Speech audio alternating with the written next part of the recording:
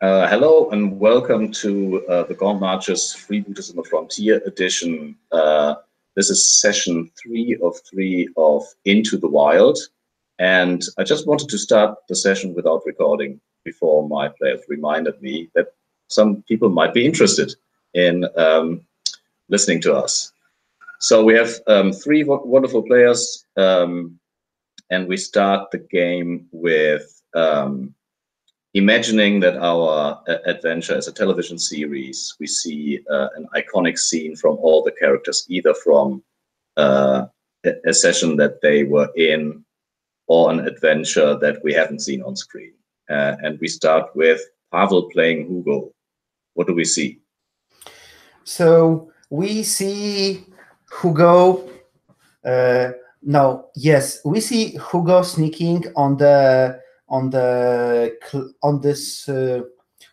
wall of this cleric's temple, the Lady of the Pain. But we hear Hugo as a narrator. So the story is a little bit different how it played out, because of course there are like mighty clerics standing on the wall with like a massive clubs, and Hugo and then I sneak around the shadows, and we see Hugo like bungee jump, rope swinging just through the courtyard, and then landing, and then going down from the chimney. And then there are like, I don't know, some crazy ghost floating around the room. And then Hugo goes through, lockpicks the door, avoids some traps, and then opens chest full of treasures, packs it all, and then reads some mighty scroll to teleport out. And then we zoom out on Hugo half drunk, sitting in this barn tavern, just bragging to some people over there, because we know that 90% didn't happen. He was there, he saw some stuff, but it wasn't so fancy. And can you describe how Hugo looks like? Yeah, so Hugo von Klinger, of course, he's not nobility, so von Klinger, he just says for himself to feel more noble. Hugo is like a halfling. He's dressed in his leather armor. He has this cool hat. He has a parrot hat with a long feather, so he's quite recognizable. But his clothes are tidy and clean, and he likes to keep everything tidy and handy. He has a little short bow, and then somewhere over here, for halfling, is half of the chest, the big dagger girl, which obviously seems new. He has a pointy chin, and yeah, and we can clearly see that he was burned recently, and not all the scars healed his face. So he isn't the nicest looking guy at the moment even in this barn tavern. Awesome, thank you. And then we have another returning character, the wizard Edustin. Yes, we have Edustin, who usually is wearing a cloak with long sleeves to cover his tattoos, because he had tattoos all over his body except for his face, we determined. He has long brown hair. Wait, does he actually carry a staff? I don't think he does carry a staff, because he's really frail. He's so frail that he had to ask the halfling to carry his rations for him, because otherwise he can't carry anything. So he and Hugo have a deal going here. And actually, he's got an idea for something he wants to offer Hugo. But so let's see, why is he here? So he's chaotic. So he came from elsewhere over the mountains, I think is what we defined previously, although we never really dug into that. And the assumption, the way I've been playing it, is something happened that he uses magic so much that that's what made him really drained and weak, basically. Or he's lying and it's just implying that he's going to get stronger with time. Let's see, what else? I think that's about it. I don't know if you have any questions. So he's tattooed thin. He wears a pointy hat, which I've changed into basically wearing his cloak all the time. And he's a bit of a slouch.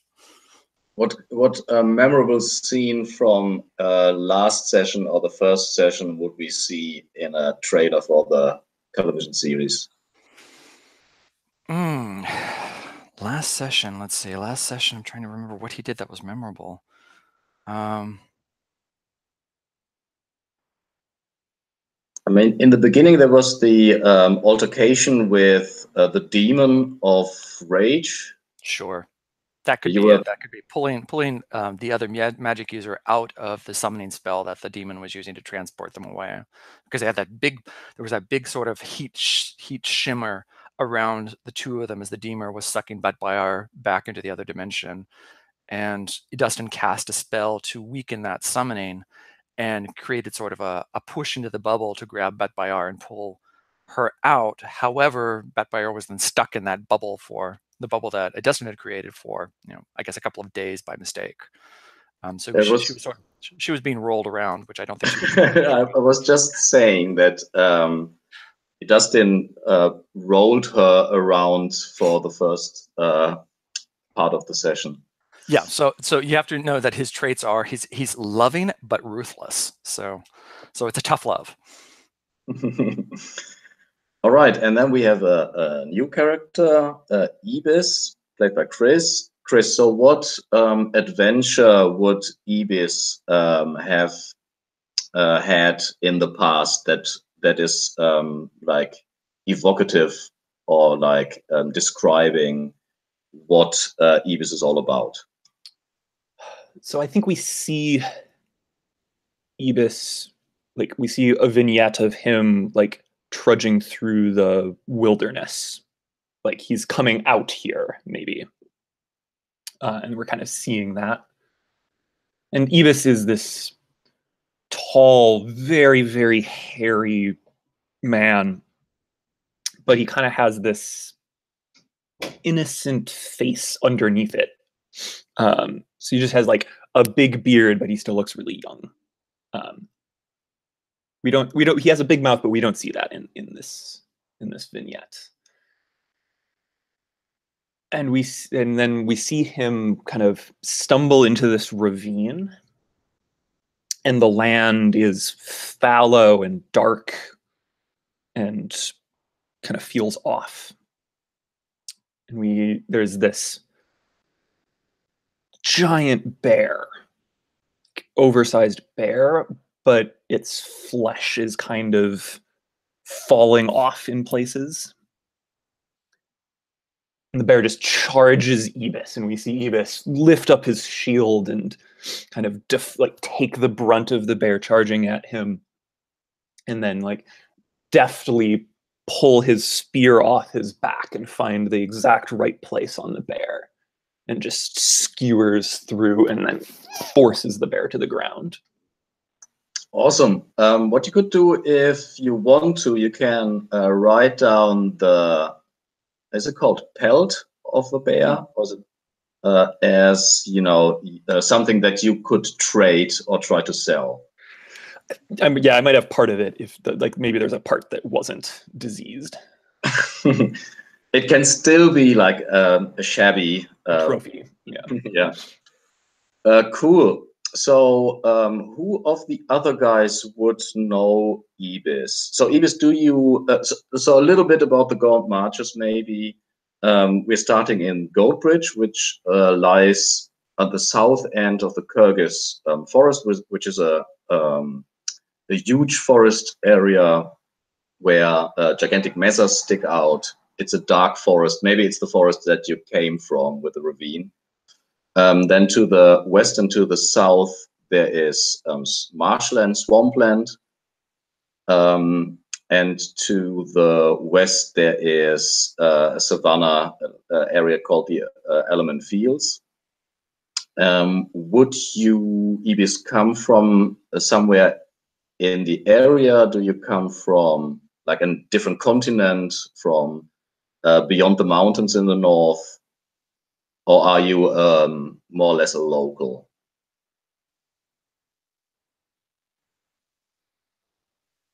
I think I'm coming from somewhere a little further away. So you have a map if you want to have a look. At a very sketchy map on the character keeper.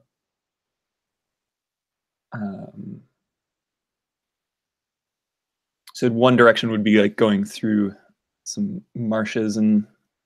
Yeah, you could have come from the marshes. You could have come from like a savanna, a dry area, or you could have come from the forest and beyond. I think I'm coming from the marshes. Awesome. And a question to the other players: who of you had adventures with Ibis before? What do you think? I forget where Hugo's from. I think I'm somehow from this land, but undefined. Okay, so then maybe it's Dustin, because Dustin also came from somewhere else. And what would have been an adventure that you both like? Did you look for a magic artifact? Did he help? Did he work as maybe a lifeguard for you, or were you in prison together and broke out? What was the adventure? And obviously, Chris, you can chime in if you have an idea. Yeah, if you have an idea for what the connection could be between a magic user and your fighter, especially a chaotic magic user. So you have to remember that they have this drive to like take down authority or destroy a symbol. So there can be. So I think one way that we could kind of thread the needle is I am not opposed to destroying things that are opposed to my sense of order, or like my specific. I feel like I'm probably part of some semi-religious order where I'm kind of like a crusader type, going on some mission to do my work and also get money for the order, because we need money. So maybe it was actually a mission that we were looking for something together or in a contract, and found something that indicated that something we both wanted or that would be useful to us would be around here somewhere. Yeah. So I like, how does this sound? We'd previously been on a mission where you were hired on because something that we need, like my order needed to do, we needed to like get into a vault or a dungeon somewhere, and we needed someone who could bypass arcane traps and deal with all of the like ancient nastiness, because we don't really do that normally. And it's like, okay, well, our mission comes first above us caring about who you are. Awesome. And how did you, like, on what terms did you depart? Was it agreeable? Was it just like the job ended? Was there betrayal? Was it like friendly? Did one save the other's ass, or was it all businesslike? I think we probably left on good terms, actually, although that might not be the most interesting story because, again, Dustin is loving. So I think he probably got attached to somebody that would help him. And so that I don't think that's a particular issue. So I think they probably left on pretty good terms. It's not like Dustin would have stolen anything from him or anything like that. So awesome. I think maybe there was we could imagine like seeing a moment in flashback where you saved me from stumbling into something particularly nasty, and we ended on good terms. I think I have a hard time accepting that. So I think potentially my vice of being prejudiced might come out, but that's at tension with we kind of left on good terms. Prejudiced against what? People who do not. I think I'm more prejudiced against people who are not immediately aligned with my priorities. In the moment, I can line up with people, but then if I'm given a chance to really think things through, I may like withdraw or give you shit for stuff you've done in the past. Does that sound reasonable? Otherwise, I can if we think that's too much tension, I can tweak that. Tension's good. Tension's good. I think we have enough motive to be aligned, and then in the moment, I'll be like, you try to destroy something I need, and I punch you in the face. So we see our two protagonists from last time, Idustin and Hugo. You're probably in the barn, which is the only place where you can have a stiff drink or find shelter because the tavern has been burnt down by a different group. I'm not blaming anyone.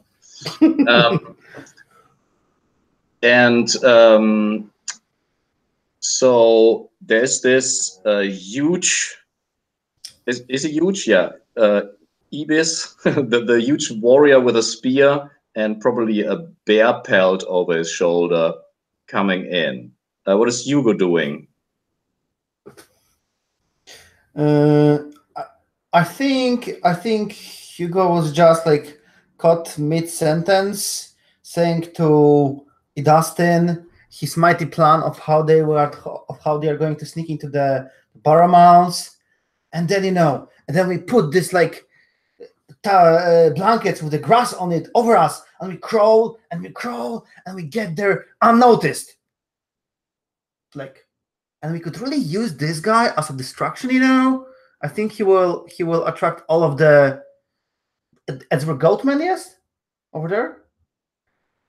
I think he will be a good distraction to go fight the Goatman while we sneak in.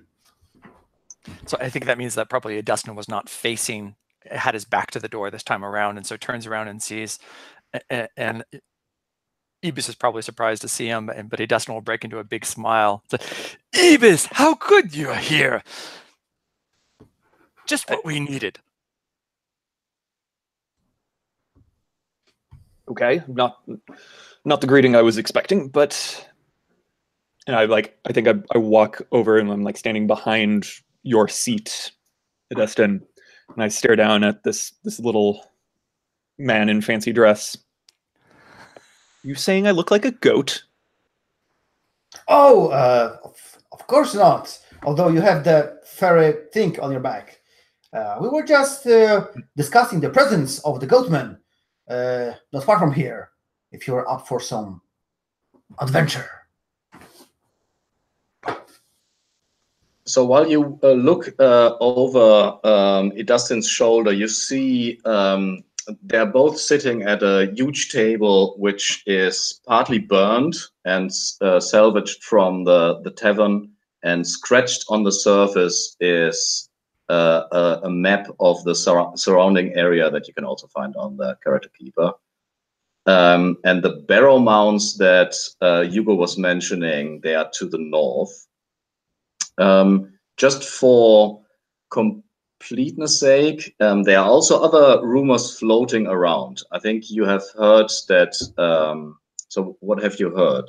Maybe Dustin, can you keep us what's it called, like informed? What is floating around? Let's see. So I guess catching what Ibis up on what's going on. Yeah. Well, we heard that the rat dragon was slain by a group of others. Nobody's taken credit here, though. There's an entrance into a lair, but what's interesting, there's an entrance to an underground city there. Hugo and I, tried to get into the Barrow Mounds to the north, but the Goatmen were too many. We could not pass, even with Nandor with us. And let's see.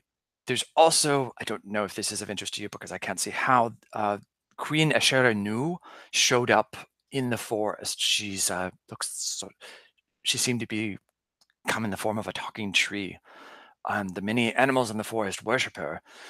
And then the final one that seems most active is that there's a ziggurat in the knee-high sea that the Lizardfolk avoid, which means we won't have to deal with the Lizardfolk. But there's supposed to be a lot of traps. But there is supposed to be magical artifacts there of great use.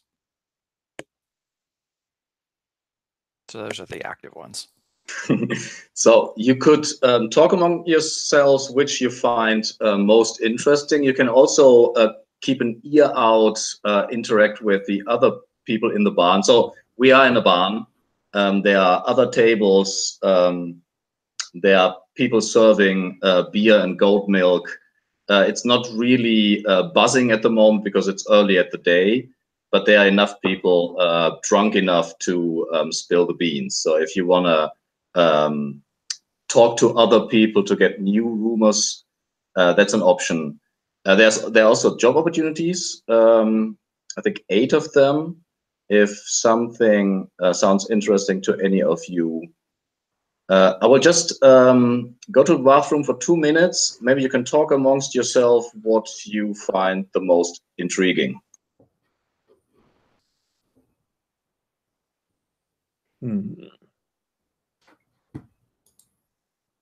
Yeah. Last time we almost got to the barrel mounts, but then we ran out of time. Oh, okay.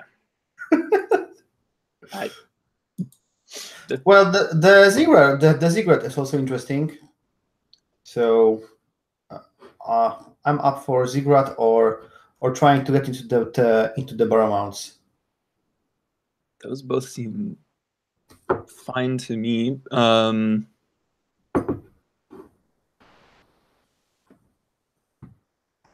Yeah.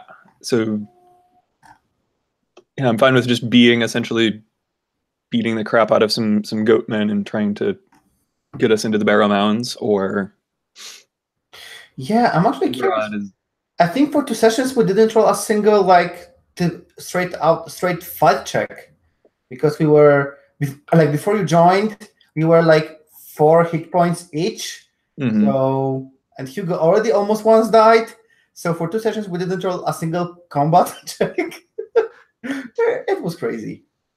No, well, the first one we did, because we battled the goat, the troll, and that's the other thing to bear in mind. If we go for the ziggurat, as our characters, I guess, relate what's happened up to this point, we got rid of the troll that was under the bridge and taking tolls and inhibiting trade. But the way we got rid of him was that Dustin cast a spell to weaken the call of gravity, and the troll floated away like a balloon to the south over the knee-high sea. So if we go that way, we might have to deal with this nasty 2-headed troll. So if you want to fight, that's a good fight, because we can do anything to that thing. Spears, not necessarily the best weapon against trolls.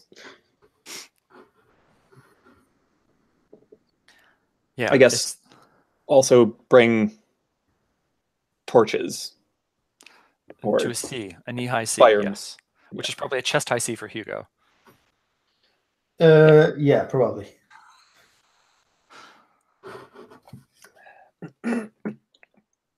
So, but the advantage of the ziggurat is it's supposed to have traps, so that would give Hugo to have a great opportunity to show his stuff.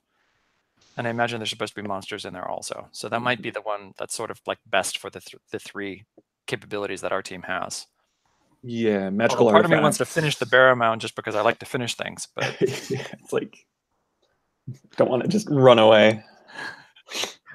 Yeah, no, we basically ran out of time. We were going to try and do it. We had a plan for getting around to them, because we wanted to get around to the one that wasn't opened, and we figured we'd be able to open it. So we never found out what's inside. But I guess it also depends which one would be most interesting to your character, because the barrow mounds are supposed to have the tombs of the kings of old, basically. So if that ties in with your mission, that might be the way to go.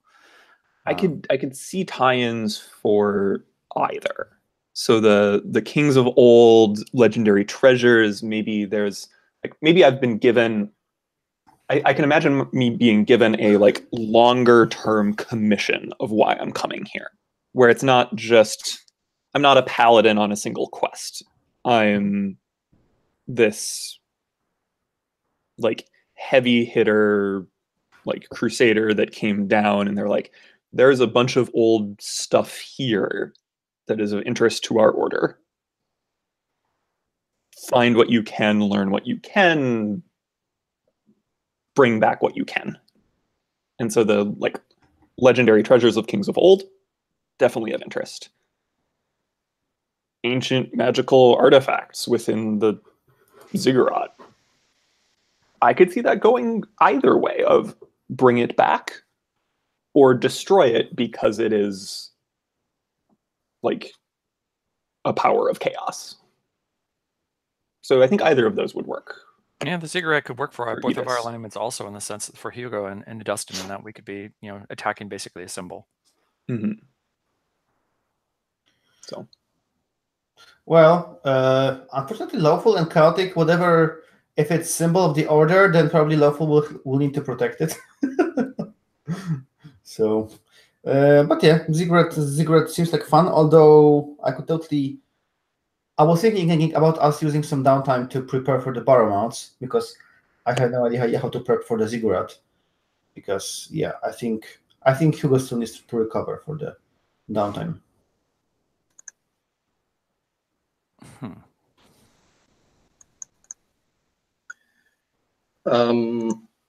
Well, you could also try to find more information about the ziggurat, like try to find someone who knows something about the position. I mean, for example, there is the job opportunity of Jasmet, the lizard person, and if you could can get hold of them, they might be, know their way in the knee-high sea.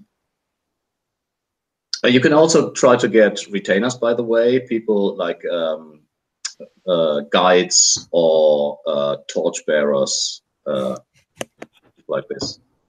Oh, you mean like Vilma the Druid that got knocked into the river? Exactly like Vilma. She didn't last very long. It's the concept of a meat shield, I guess. Although we had not planned it that way because we wanted somebody with healing. So yeah, you tell me what you're doing, and I tell you what's happening. So does this town have a library? I would assume that the only books, and not only religious books, but the only books are in the temple of the Lady of Pain. But you could find, for example, the Lady of Pain, the Sisters of Mercy, the nuns would also note down every birth, every death, but they would also collect like the stories of the area around. Fairy tales and so forth.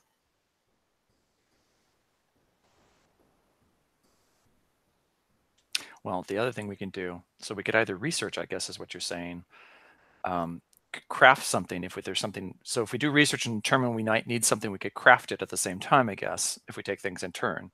Mm-hmm. Or we can just know something.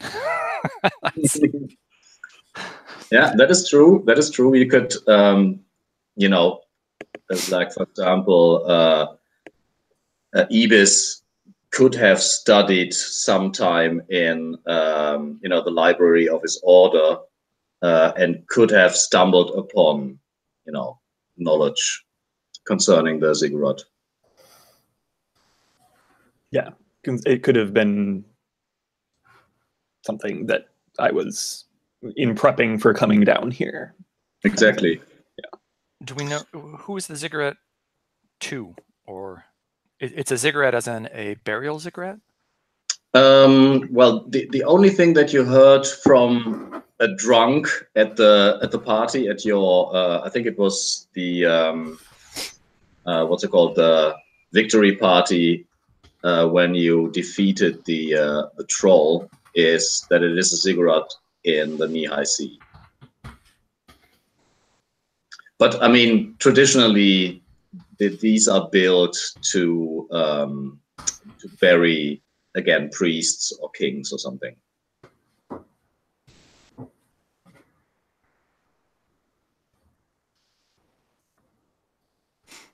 Ibis, if you want to, you could establish a fact about the world. What is it called? I think it's called differently now. It is called... know something. Know something.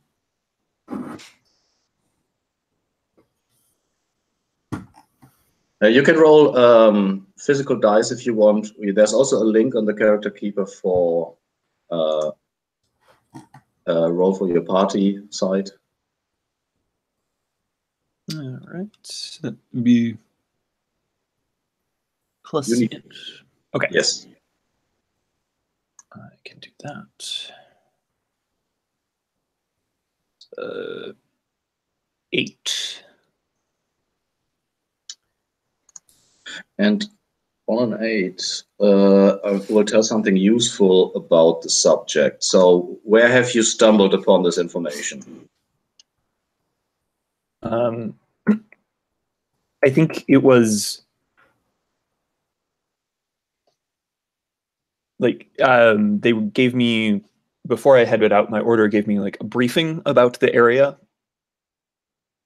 And it just included, like, this was mentioned with like a big circle drawn on a map where it's like, we don't know where this is exactly.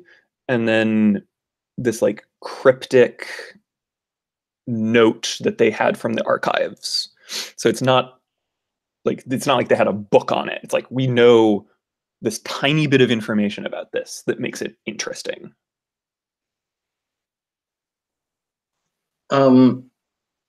So you know that the ziggurat is rumored, like there are ziggurats all over the Knee-High Sea, and most of them are submerged in the water. They are claimed by the Lizardfolk, who use them as their basis. But there's this one particular that that is rumored to be cursed. It is rumored to have some kind of either like an evil protection or some kind of old arcane objects that prevent people from entering.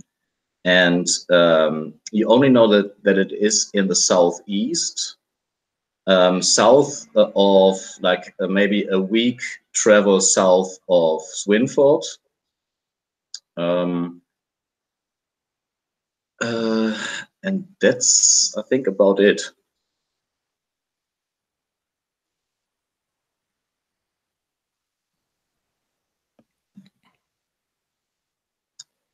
So do you? All right.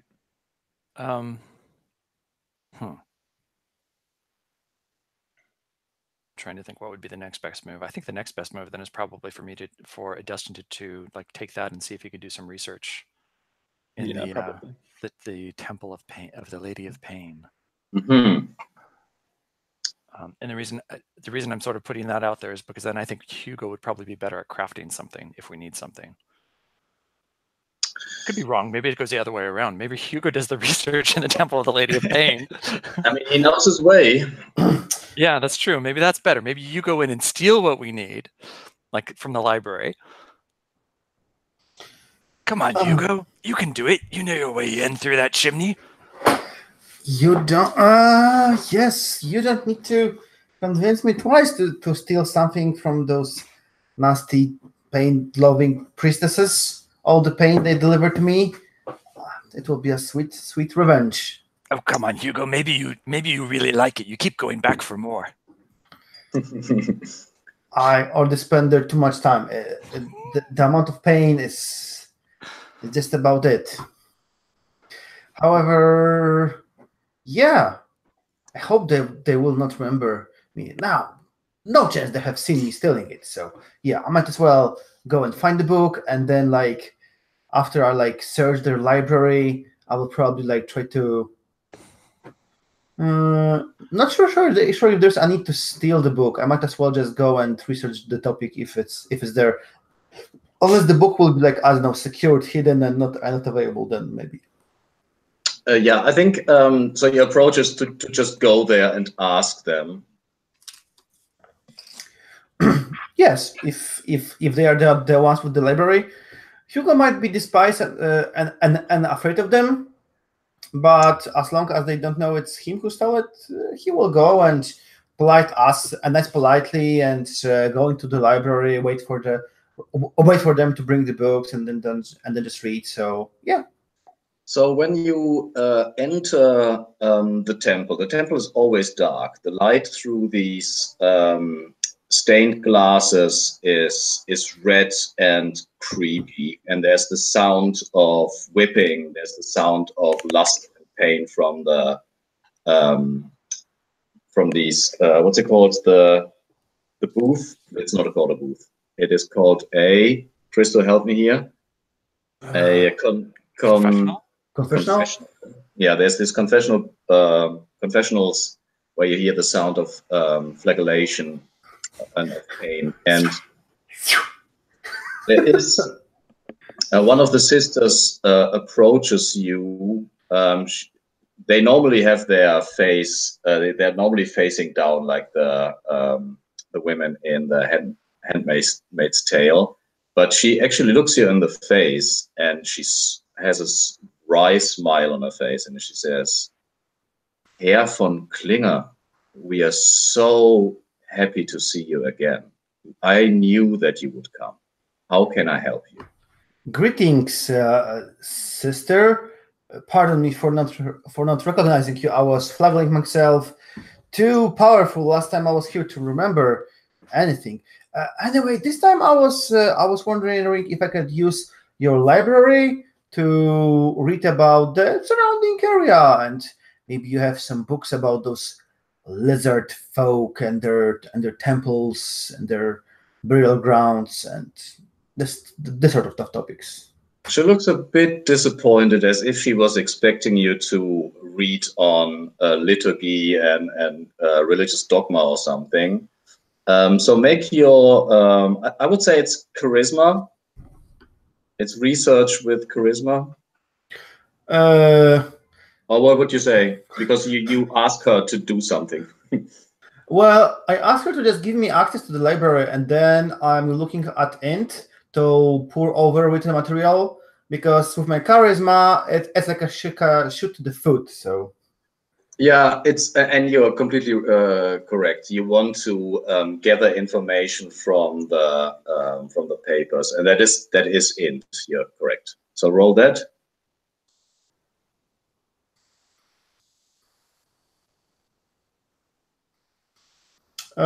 It's a sweet fail. So she does lead you to the library, and you get, like, in the library there are 3 or 4 other nuns transcribing books. It is super quiet. You only hear the scratching of the quill on paper, and she puts 3 books on your little desk, and you study there for I don't know, hours and hours and hours, reading this incredibly densely written book with small letters.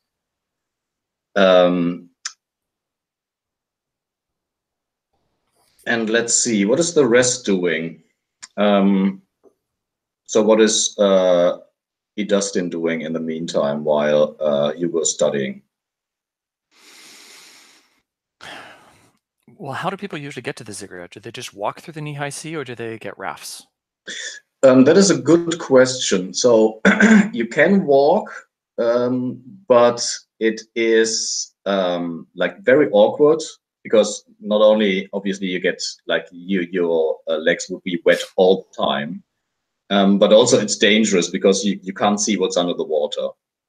So normally people would either build a canoe or buy a canoe, or maybe a raft, but something with a flat bottom, because it's just, you know, it's not really deep water. That sounds more like a task for Ibis than than the character with 5 strength to make a raft. Either try to put something together, or go find something and haul a canoe to the knee-high sea. So would you want to craft something, Ibis? Are you the crafty type, or would you just go buy it? Yeah, or steal it, or try to rent it. I think I would be the type to, if I could put something together reasonably myself, I would do it. But I think the notion of the knee-high sea is not like I would be tempted to build since I'm, big burly dude, I don't mind getting dirty, I don't mind getting wet. I would build like a raft to put the equipment on and trudge it through the water rather than getting a boat to like actually sit inside. Building a raft, I think I could build a raft. I like this. So Ibis is very macho. So you're not even going to like be on the raft pulling it. You're going to build a raft for everything else, be in front with like a harness and pulling it. Yeah. Sweet. Well, it's like because like you don't want your equipment getting wet, but my legs, my boots. Good exercise. So I would assume that building a raft is not really a super complicated thing. Like a canoe is something else. It requires some kind of, expertise. Yeah. A raft, I just want to see how good or crappy the craft is. The raft is, and that is so crafting, and it is with. I don't know. What do you say? I would assume dexterity or. If he's chopping down trees to do this, I would think it's strength. Could be strength. I agree. Can I get enough? Can I get like enough materials in a reasonable amount of time? So, if you walk through the town, you do see that there's some kind of a construction site.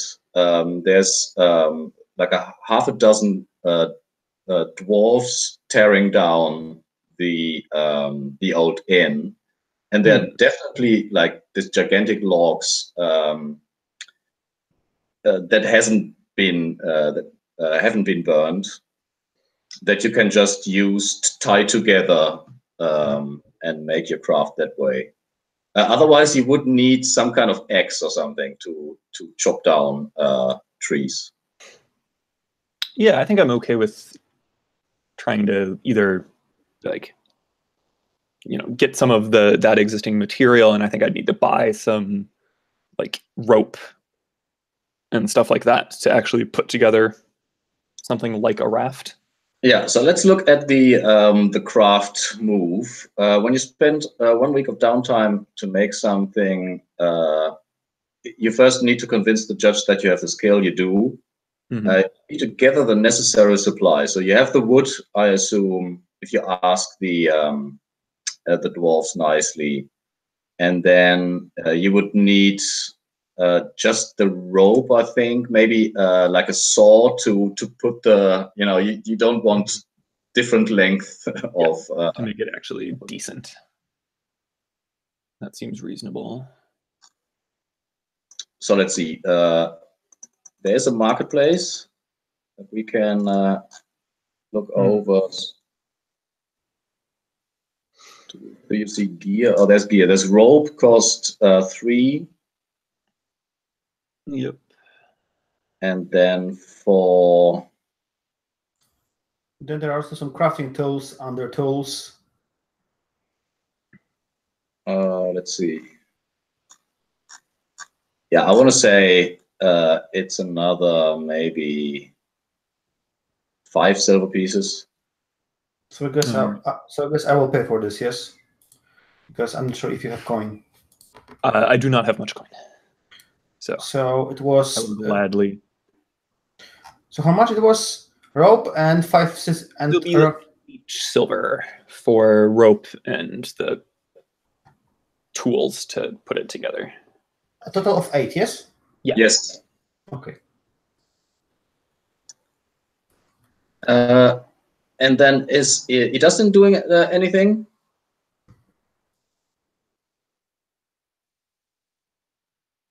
I was trying to figure out. So Hugo's research didn't really turn up anything. Did Hugo take the books? Well, he hasn't come back. So we assume that it's a week of crafting, a week of studying.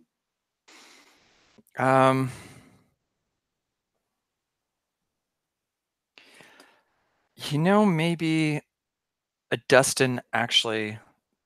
I can't think of what he would do. I guess I could try and do some research also, just to see if he gets anything else.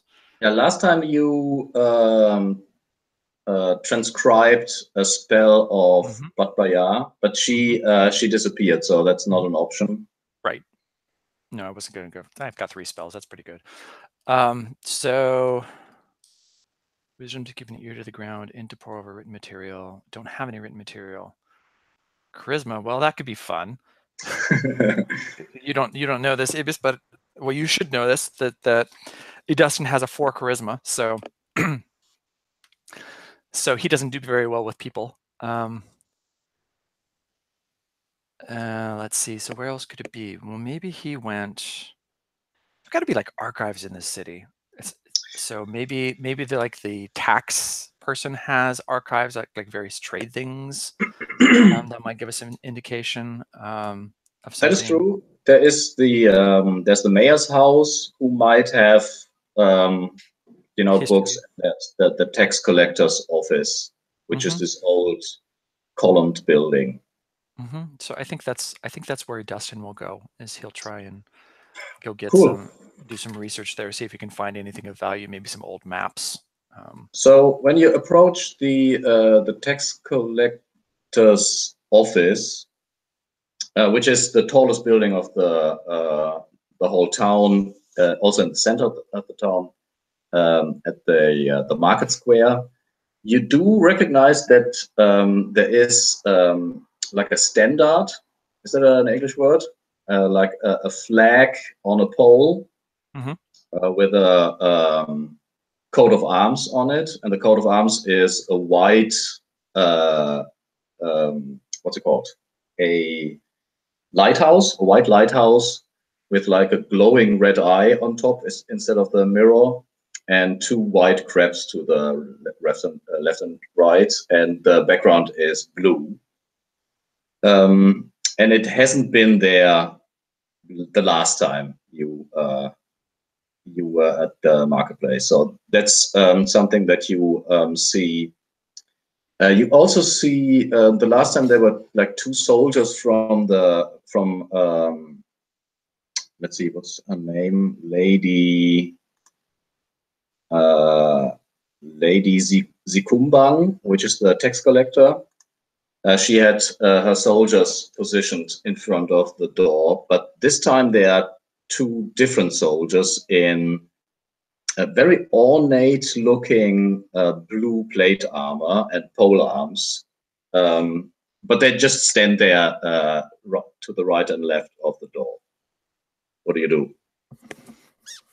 I think Dustin just makes to go through the door like he belongs there. And they do turn their head when you enter, but don't say anything or prevent you from entering. Inside the tax collector's office, there's this a big hall, and I assume that you have been there before and know the way to the library. The library is like 4 or 5 shelves of books, mainly books about number of people selling stuff and so forth. But there's also like 3 or 4 small volumes of again folklore, maybe even like an old-fashioned map. So yeah, let's get the roll on the table. What am I rolling? Is it int? Yeah, it is int because you're pouring over with material. Good. And let's see, that's a 5 plus. That's my int. So I get +3, so that's an 8. And again, you get 1 information that is useful. So,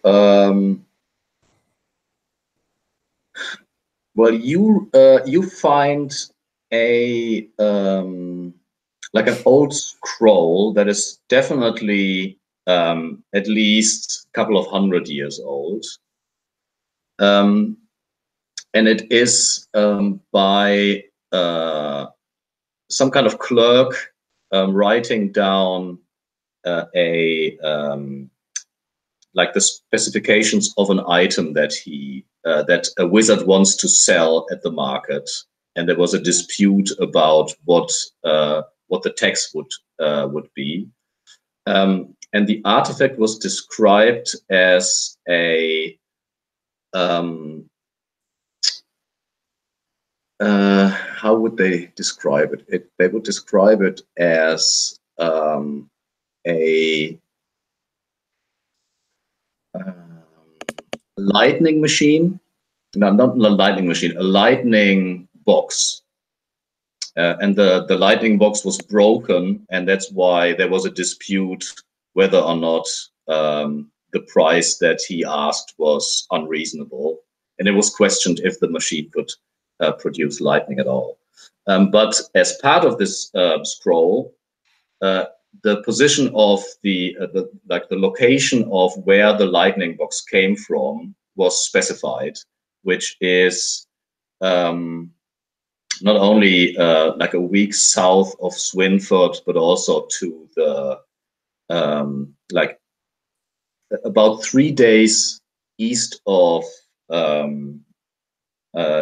Goldbridge, 6 days travel south of Swinford.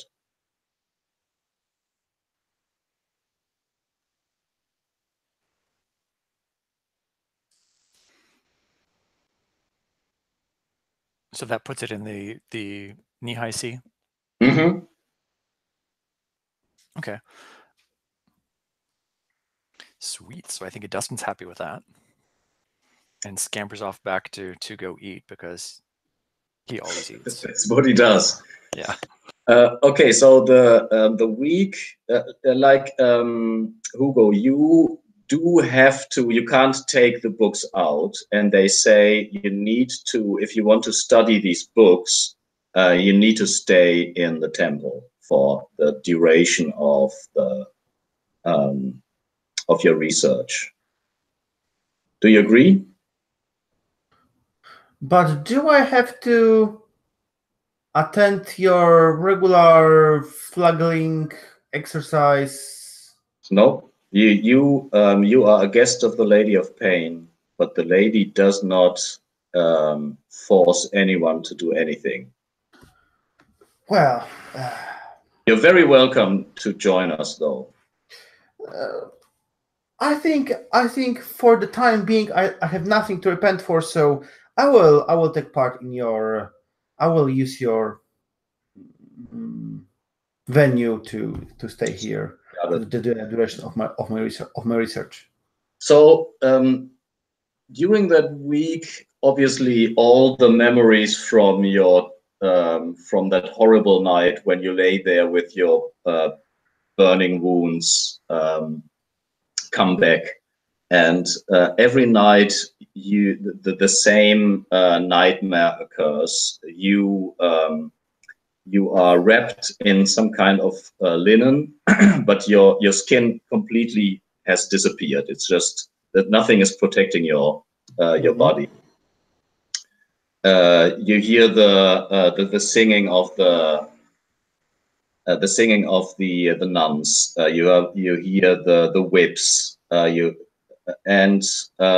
So after that week, you're completely drained of lust for life, and mechanically, I want to impose an attribute damage. Which, what would it be? Is it intelligence or wisdom? What's the training? Let's see.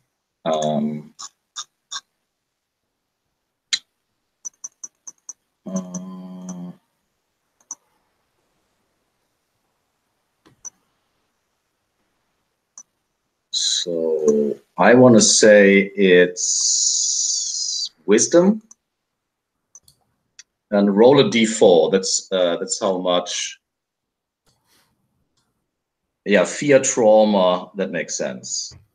Cool. I'm making a reroll of the d4 in the damage section.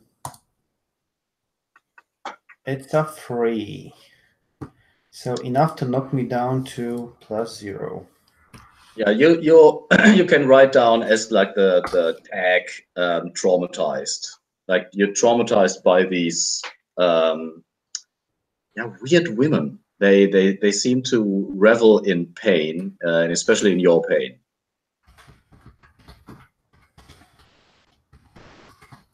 And then, so you return from from that week. You're drained. How does it look like? How do other people see your trauma when you return to the barn? I think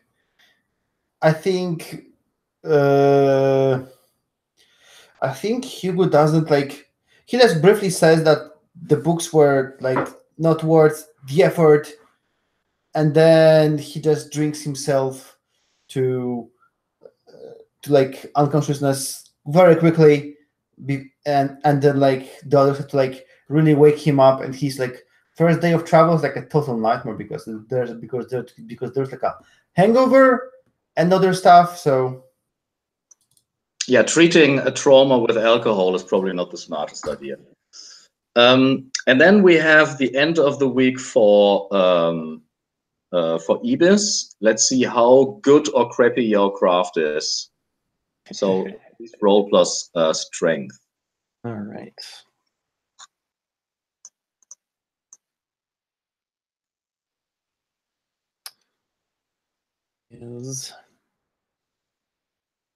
That is a 7. So if we would use the normal crafting rules, you would get certain ticks on a progress clock. But we just assume that you have a half decent craft with a duration of 3, which means every time I make a hard move, I could choose to remove 1 duration, and after the last duration, the craft just falls apart. Cool.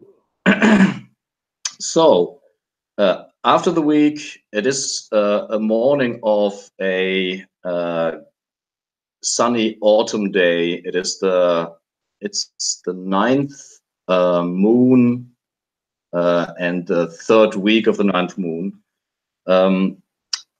And you're traveling.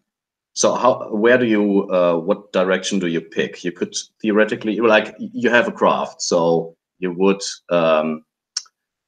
walk towards the edge of the knee-high sea, obviously.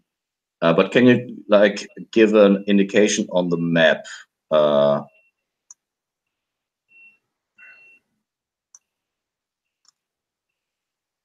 So if you have a look at, you had given Dustin, I guess, the directions. What, six days south of Southfort? Swinford. Swinford. Yeah, Swinford is not really on the map, unfortunately, but it is like if you look at the very like zoomed out map, Swinford is like 2 hexes to the east, the dark blotch. So would you rather go? My question is, would you rather go east, southeast, or south? Oh. I think a Dustin would want to go the quickest route possible, which is probably more by water than anything else. So you drag the raft to the edge of the knee-high sea and then sail southeast. Yeah. All right. So you have a general direction about where to travel, but not really a plan. So we need to use the proper exploration moves. So we need to make a decision. You need to make a decision. When you set out into the dangerous unknown, your starting point is a juncture, which is east, southeast, or south. You say which way you're going. You have said that, and now you have to decide if you want to move ahead quickly, cautiously, or making sure the way back is safe.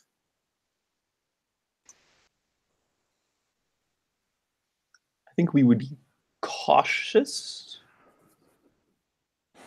Does that seem reasonable? I don't think we're in a big hurry,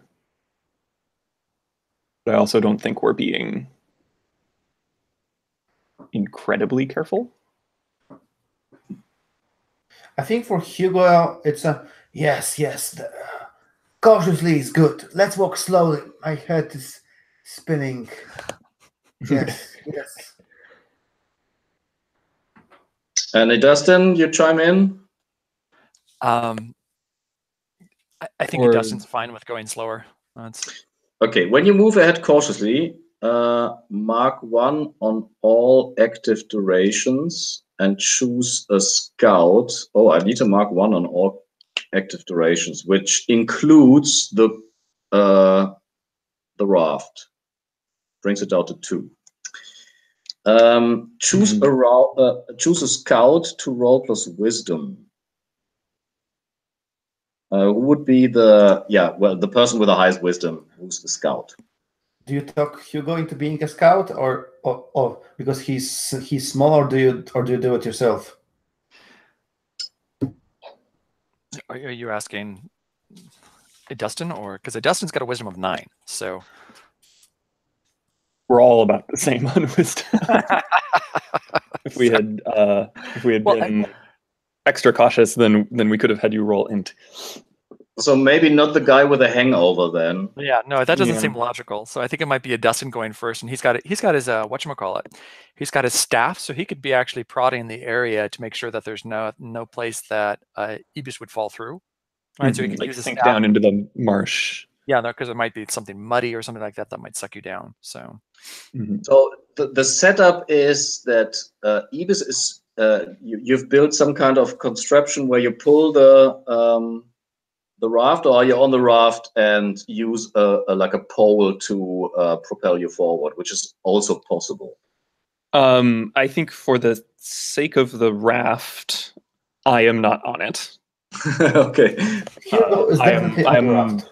I'm a little too big for the raft. And it's more because hauling heavy stuff through water is incredibly tiring. But trudging through water when you're a tall person isn't too bad. Mm-hmm. So I'm kind of hauling it in this knee-high sea. Once we get there, that's what I'm doing. And how does it look like for Dustin to be on the lookout or to be the scout? Because you can't be before Ibis, obviously. Why not? Unless you're not on the raft. If the raft is, I don't know what the raft is filled with or what's on it, but Hugo's there, and I imagine our provisions are there also, and probably they're trying to keep Dustin away from the provisions because he just eats everything.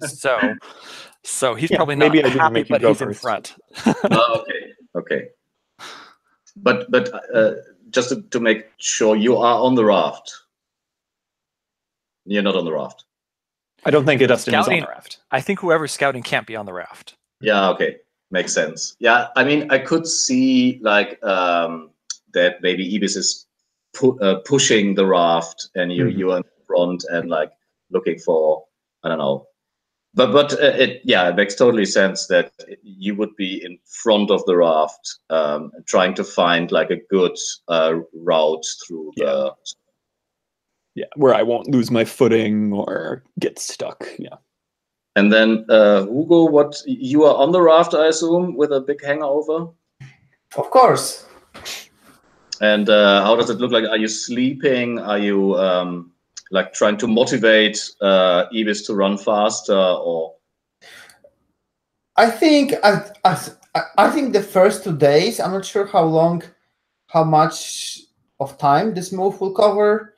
I think the first 2 days is like healing hangover and being very quiet, and then maybe when they are in the wilds and the sounds of the city are gone, he will become more lively and just like talk to everyone, because you have to pass time, and one's pulling, one is scouting, so he will just like talk some crazy stories. Or I kind of would assume that being away from the temple also lifts your spirits.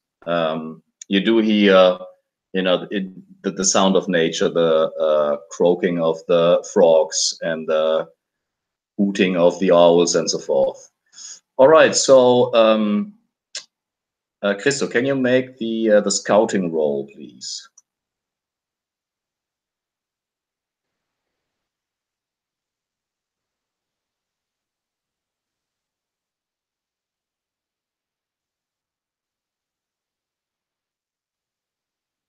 Let's see. So that's with wisdom, correct?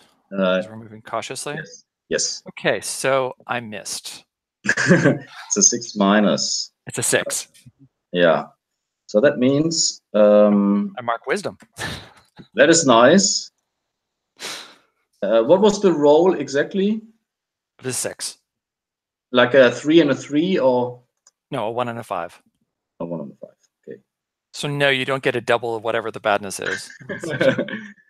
Okay, so we are already like an hour in. Shall we make a quick break of 5 minutes? I pour over my tables and come up with something terrible. Sure. Sounds great.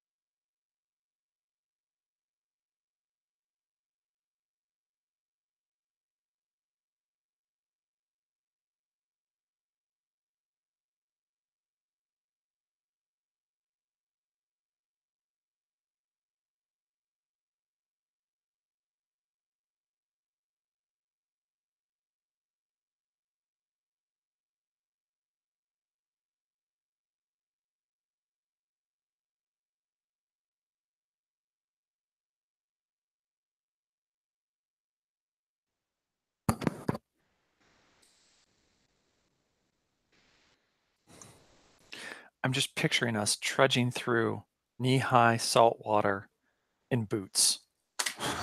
It just doesn't sound fun. But you probably wouldn't do it barefoot. Maybe. No. I don't. Maybe you would because you're macho. Yeah.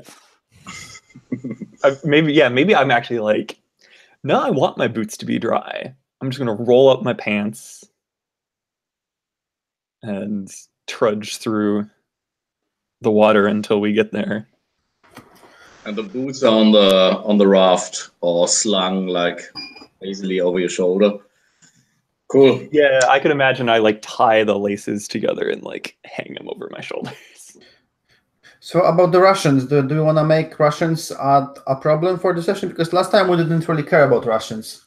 You want to care about Russians this time? Like you need to eat. If you don't have anything to eat, you will starve, or you have to hunt, which takes time. Well, so I would assume we would have.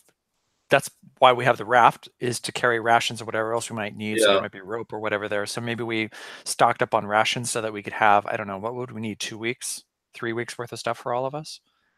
2 weeks at least, because we have to get there and back. Mm-hmm. You can definitely retroactively spend coin now to buy rations. Sure. So we need, how many then? We need 14 days worth of rations for 3 of us. Something like that. I already had some, but not. Let's see. So how many do you get? Is it, when you buy rations, is it 5 days at a time or 5 rations at a time? 5 uses. 5 uses.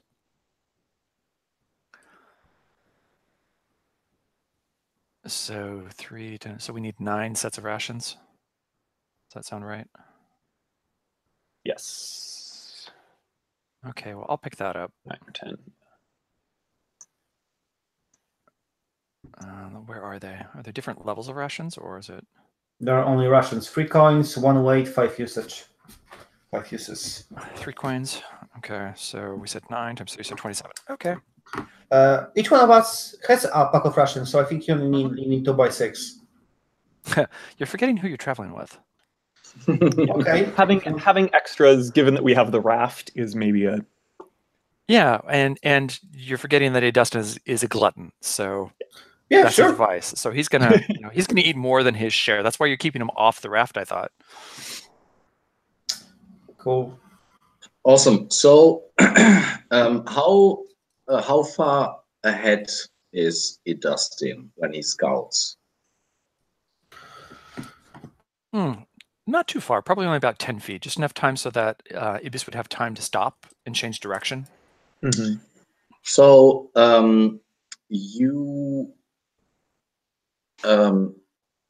you're poking with a pole or something before you to see whether or not the ground is suitable for Ibis. Mm-hmm. And when you do so, you hear like a whizzing sound, and you do feel your feet being what's it called, like whipped from under you. What do you do? So which direction are they? So are they pulling me so that I'm going to fall backwards or forwards? It's pulling up. It's pulling up.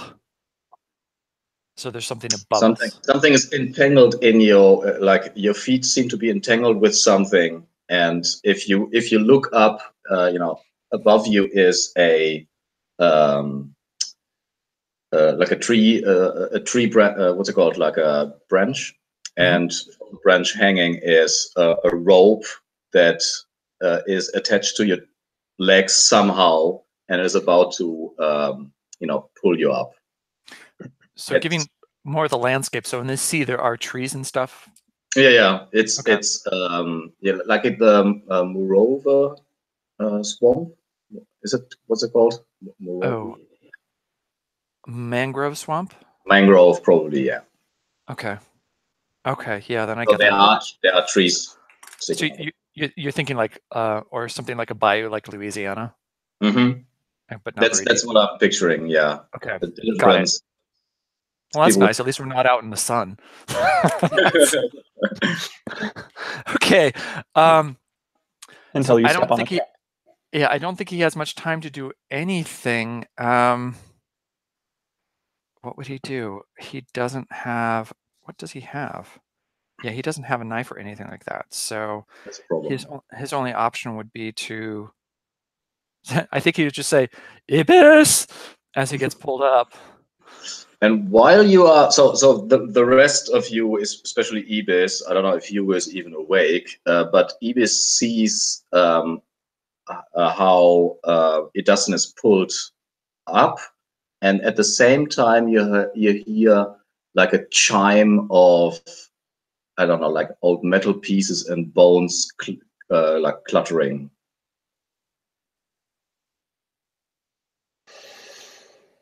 I like brace the raft so that it stays in place, so it doesn't keep floating along. And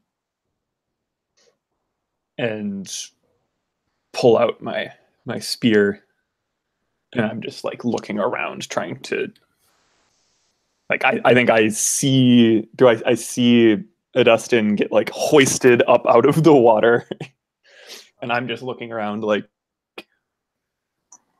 He does hang, keeping my eyes peeled of any movement or anything.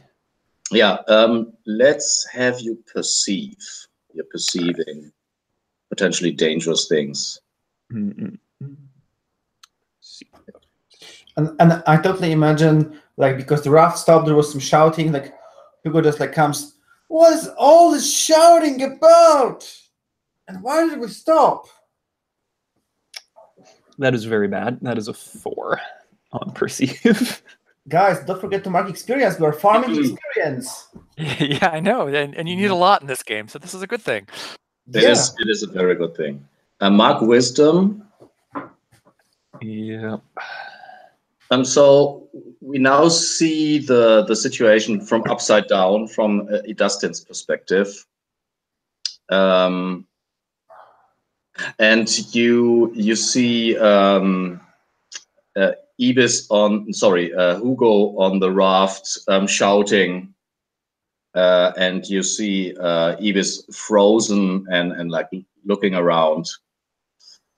But you can also see that behind Hugo there are two creatures. They look like walking, I don't know, like walking dunes or something. They have like grass sticking out of them, and they move slowly on the raft. One of them has like a vicious-looking dagger between his mouth. And the other has some kind of mace or something. So this is what Idustin sees because he's looking back. Yeah. And so you're saying that they look like they're made of sand or something like that? No, they look like they are covered by some kind of camouflage. I don't know, clothes maybe. Okay, what could I do? Hanging upside down. Hugo, behind you! Watch out! And at the same time, while Idustin is shouting, Ibis, you feel somebody grabbing your feet and trying to yank them from under you. So let's start with Hugo. What are you doing? Idustin is shouting. Hugo behind you. Yeah, I suppose it's like a reaction. I was just like stretching, and then it's just like a reaction, like a turn back and immediately like grab the dagger. What is happening behind me? Yeah, well, you look behind you, and there's a person with a dagger trying to stab you in the throat. What do you do? And a second person behind them, like waiting for their turn, so to speak, to club you over the head. Yeah, I suppose we will see like Hugo like fall on the ground so that the swing goes up above him, and then just like grab his dagger and just like stay on the edge of the raft and just like stab the person that was trying to stab me, and just like shouting, "No more pain for me, you musty creature!" So let's see, what would that be? You're trying to get out of the way of the attack. Well, you face a foe in hand-to-hand combat, I guess. Yeah, that makes total sense. But I want to give them like a little bit of, I would say, make a saving throw first. A saving throw, because you're dodging a saving throw with dexterity.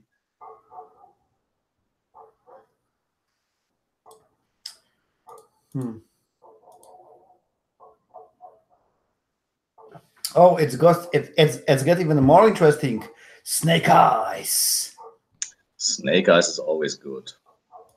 So what we see is the first. You see the creature from very close up, and they have this lizard-like facial features that seem to swim just in, like, you see the face, but the rest of the body seems to disappear into the background almost. And the next thing you see is that you feel is a burning pain in your throat. And let's see how bad it is.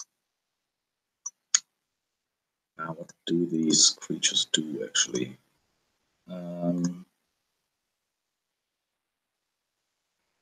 D8. That sounds bad.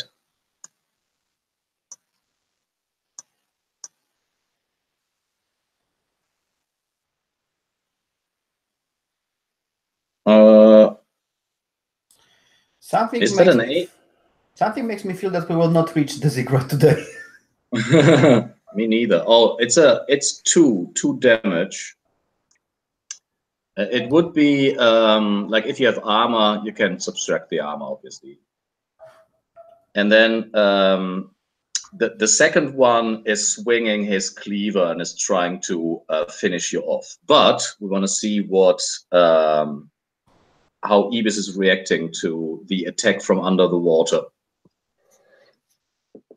I think I feel like the grip on my ankles, and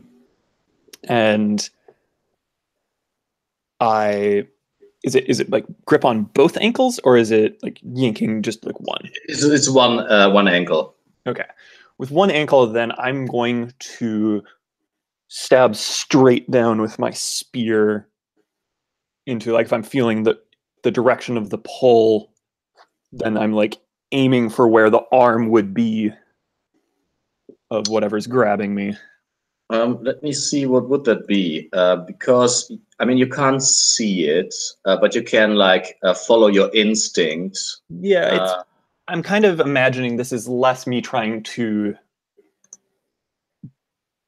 directly do damage and more like trying to get them to let go.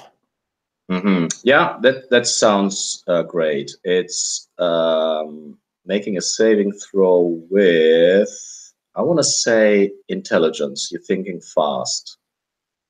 Or do you see it more like speed, agility, and finesse?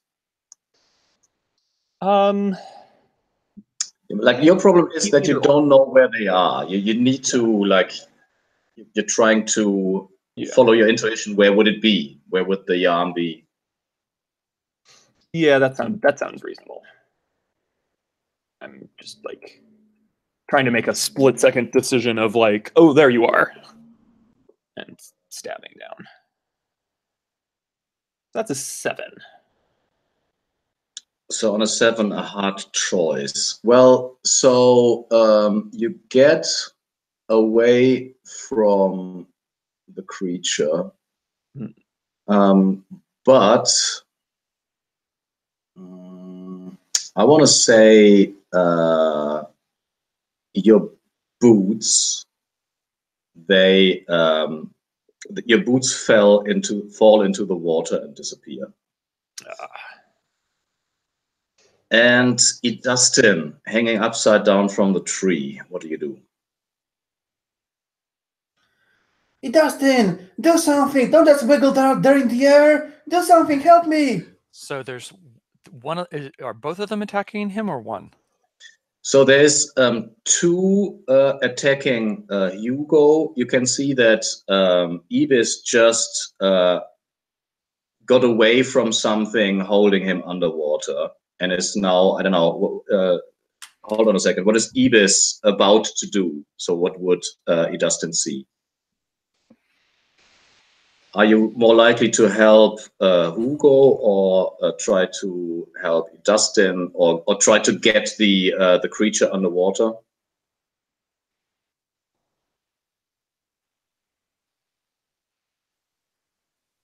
Chris?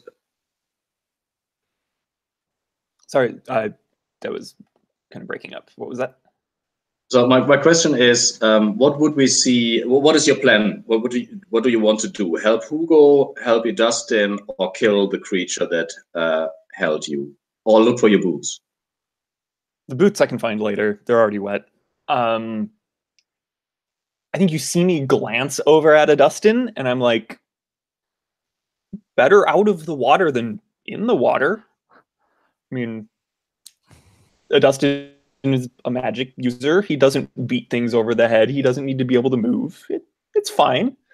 So yeah, I think I'm heading over to, like, I'm trying to like trudge forward to where Hugo is and try to like set up where we can like have each other's backs and we can maybe actually engage these things because they seem to be focusing on stealth. Awesome. So I think Dustin then will cast Slow Circle on the two lizard people, as I assume what this is. Mm-hmm.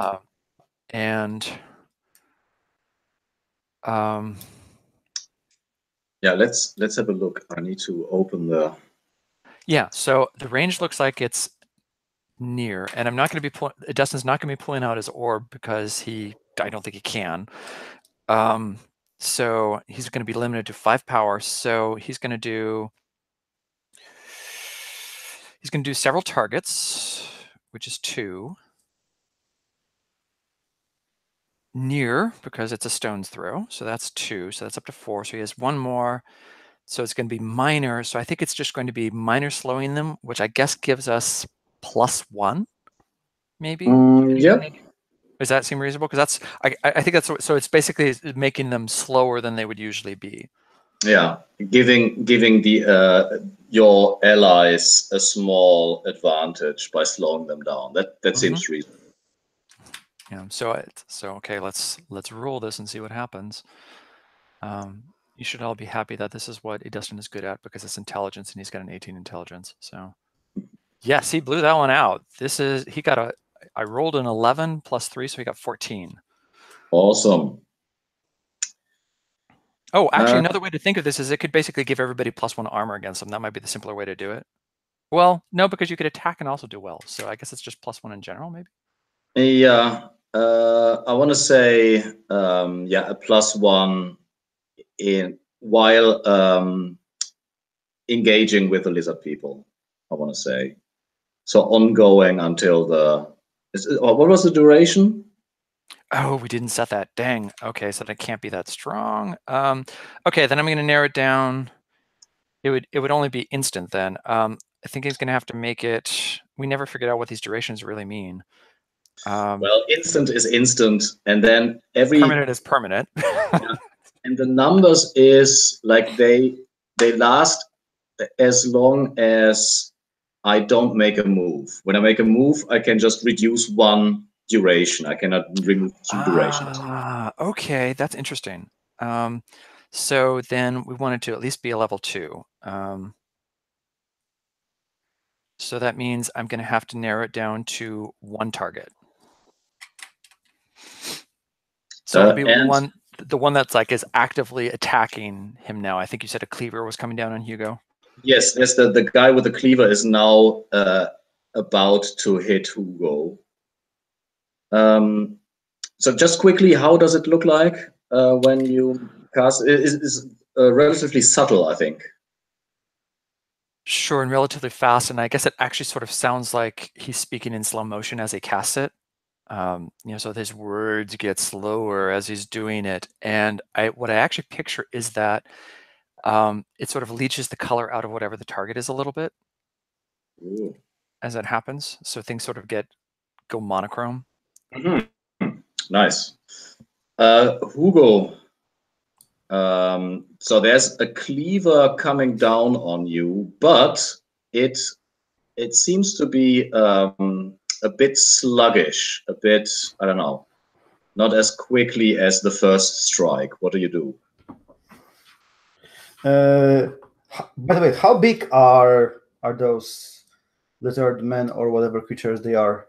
Yeah, you can't really see if they're men or women. They look like lizards. I'm just curious. Are we talking like 2 meters, 2.5 meters, or an average human size? Like tall humans. I would say about 2 meters.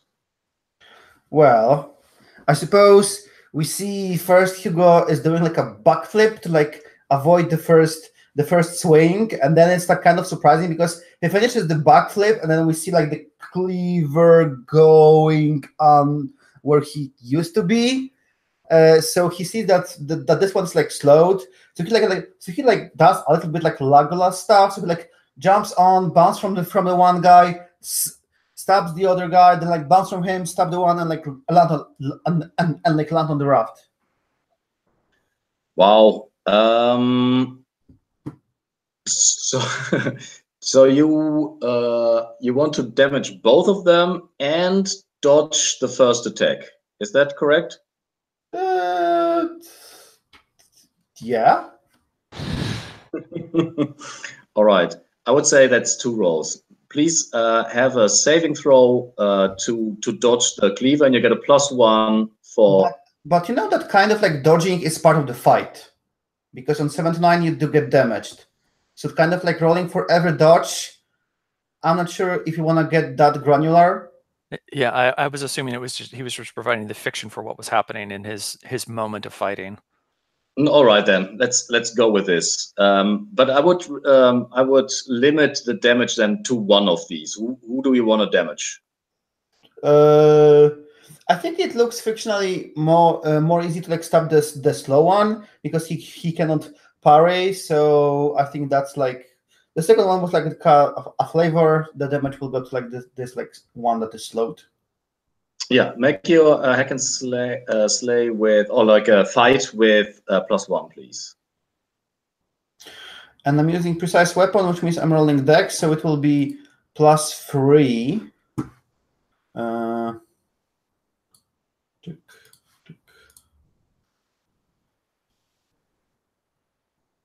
Yes, like mighty 11. Awesome. So can you, let's see. Yeah,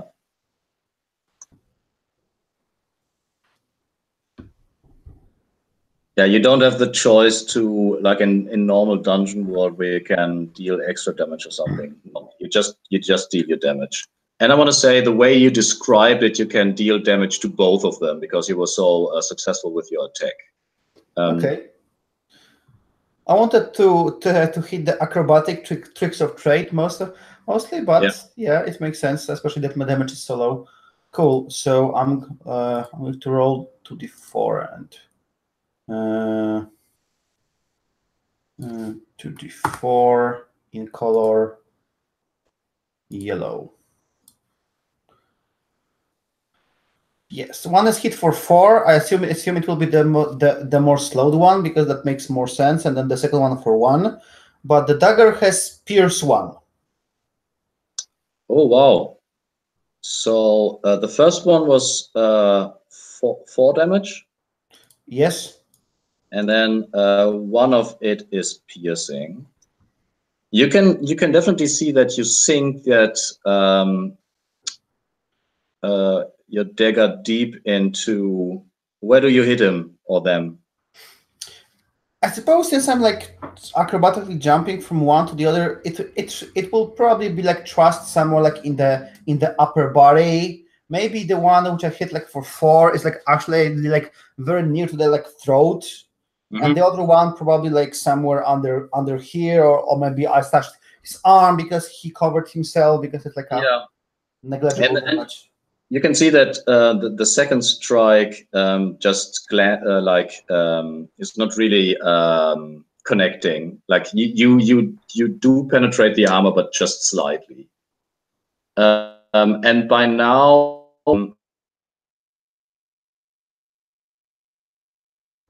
the cleaver that you his shoulder, Eve is approaching, and he immediately dodges out of the way and tries to get under the water. While the second one is the one with the dagger tries to cut you under the arm to destroy some kind of whatever you need to strike. So Ibis, what do you do? One of the guys is trying to disappear underwater, and the other is attacking Hugo. I think at this point, I try to stride forward through the water to kind of make myself the center of attention of all of these, of like plant myself in the middle of all of this. And I think I'm swinging my spear around through the water. Really overwhelming odds. Yeah, I see what you're aiming for, but I'm still kind of fictionally putting myself in the center of this, where it's like, come at me.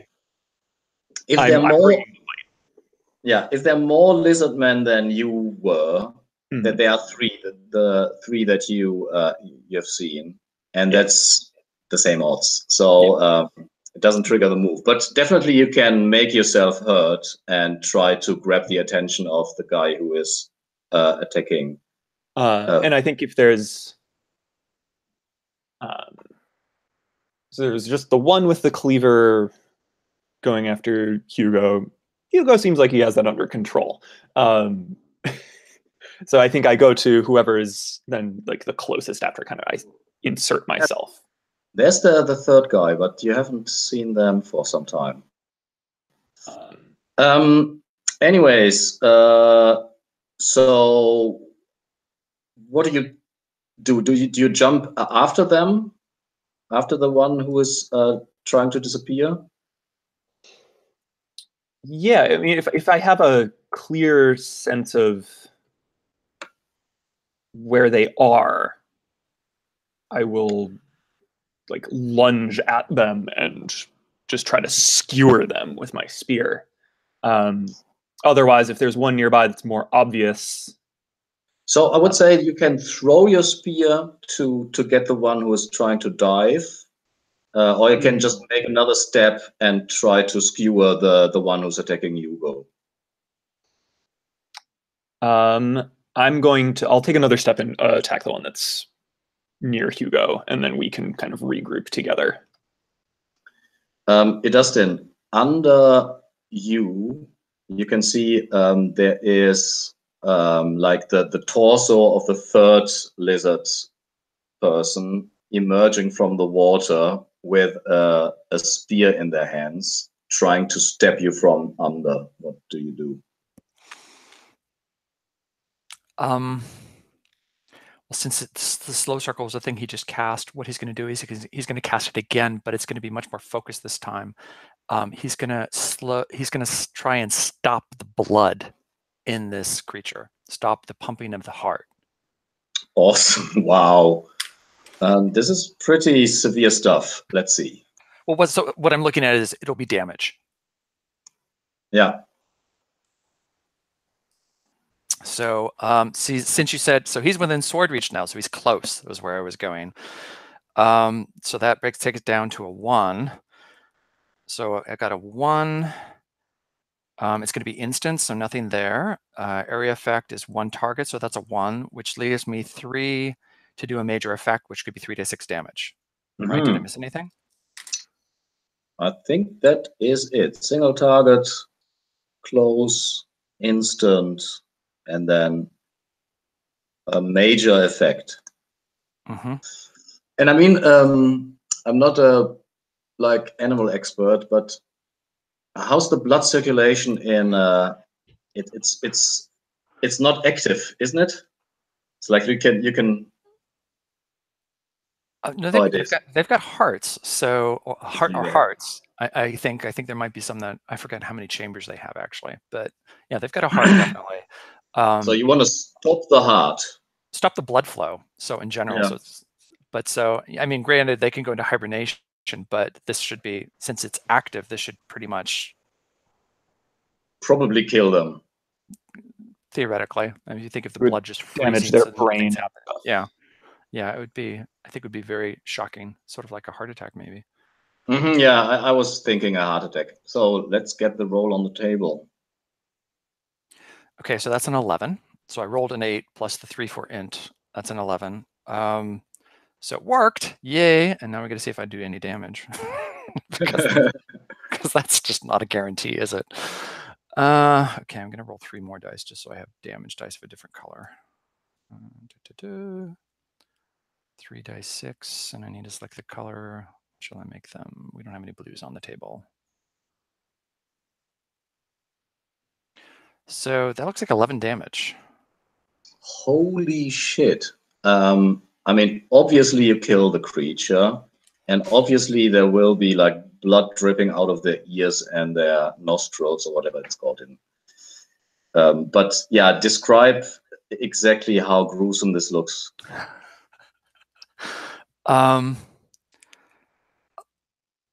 Yeah, I'm picturing it sort of being like it just sort of stumbling and staggering and going down on its hands and knees and then collapsing and disappearing under the water. I don't picture it being particularly gruesome, but more shocking just because it's probably completely silent. Yeah, cool. Yeah, you didn't do anything. You mumbled some words, and all of a sudden he's dead. Hugo, you hear Ibis behind you about to strike, and you see that the lizard man or lizard person is attacking you with a dagger. What do you do? So the one which is not hiding under the water is the one which I wounded more, or the one under the wounded less? Yeah, the one with the cleaver is the one you wounded more. And he hid it under, and he has like hide under the water. Yeah, he dived into the water. Oh. I mean, in the situation, you can also say, I just take the blow or ignore the one that engages with me, and I'm trying to prevent the other from disappearing underwater. Well, in an OSR, that's even more stupid than stupid. So, and I'm about to engage the one that's up. Yeah, right you could trust that Ibis, so to speak, deflects the blow or something. Yeah, or I could try to like I could be like trying to get its attention away from you actively before I like attack. Okay. I think we will see like Hugo just like, where do you think you are going? And he like dives in after the one who tries to hide with his dagger, and just like, well, if he catches him under the water, he will just like keep stabbing, not really thinking that he's hit, but he has like the dive into the water. He's just like really in this like blood rage to just like finish the creature who dared to attack him. Mm-hmm. Mm-hmm. Yeah, so you dive like immediately after him. Yeah. So make your attack as long as you can see them. Cool. He's still slowed, so it's still at an extra +1. Yes. Cool. Let's roll my mighty dagger. It's an 8 + 3. It's again 11. Oh, you're rolling like a true hero. Let's see So yeah, roll your damage, please. I'll reroll the first d4 in yellow. This time it's only 2 pierce 1. Yeah, so he's so you dive after him, and you can lunge at him. You can also hurt them, but you can see that your dagger has not really done any real danger, and he's under the water where they have considerable advantage. But while you were jumping, the guy with the dagger tried to stab you, and we want to see whether Ibis managed to deflect the blow somehow. Yeah, so I could see this being either it's me just interfering, or it's me actually like trying to be heroic and get in the way of it in time. Yeah, like interfering would be with another PC. So because specifically not a yeah. Then it's probably just like maybe I'm just trying to like ram him physically so that he can't attack Hugo. Like I'm just kind of running in. Cool. I think it's make a saving throw with strength. Okay, yeah, that sounds good.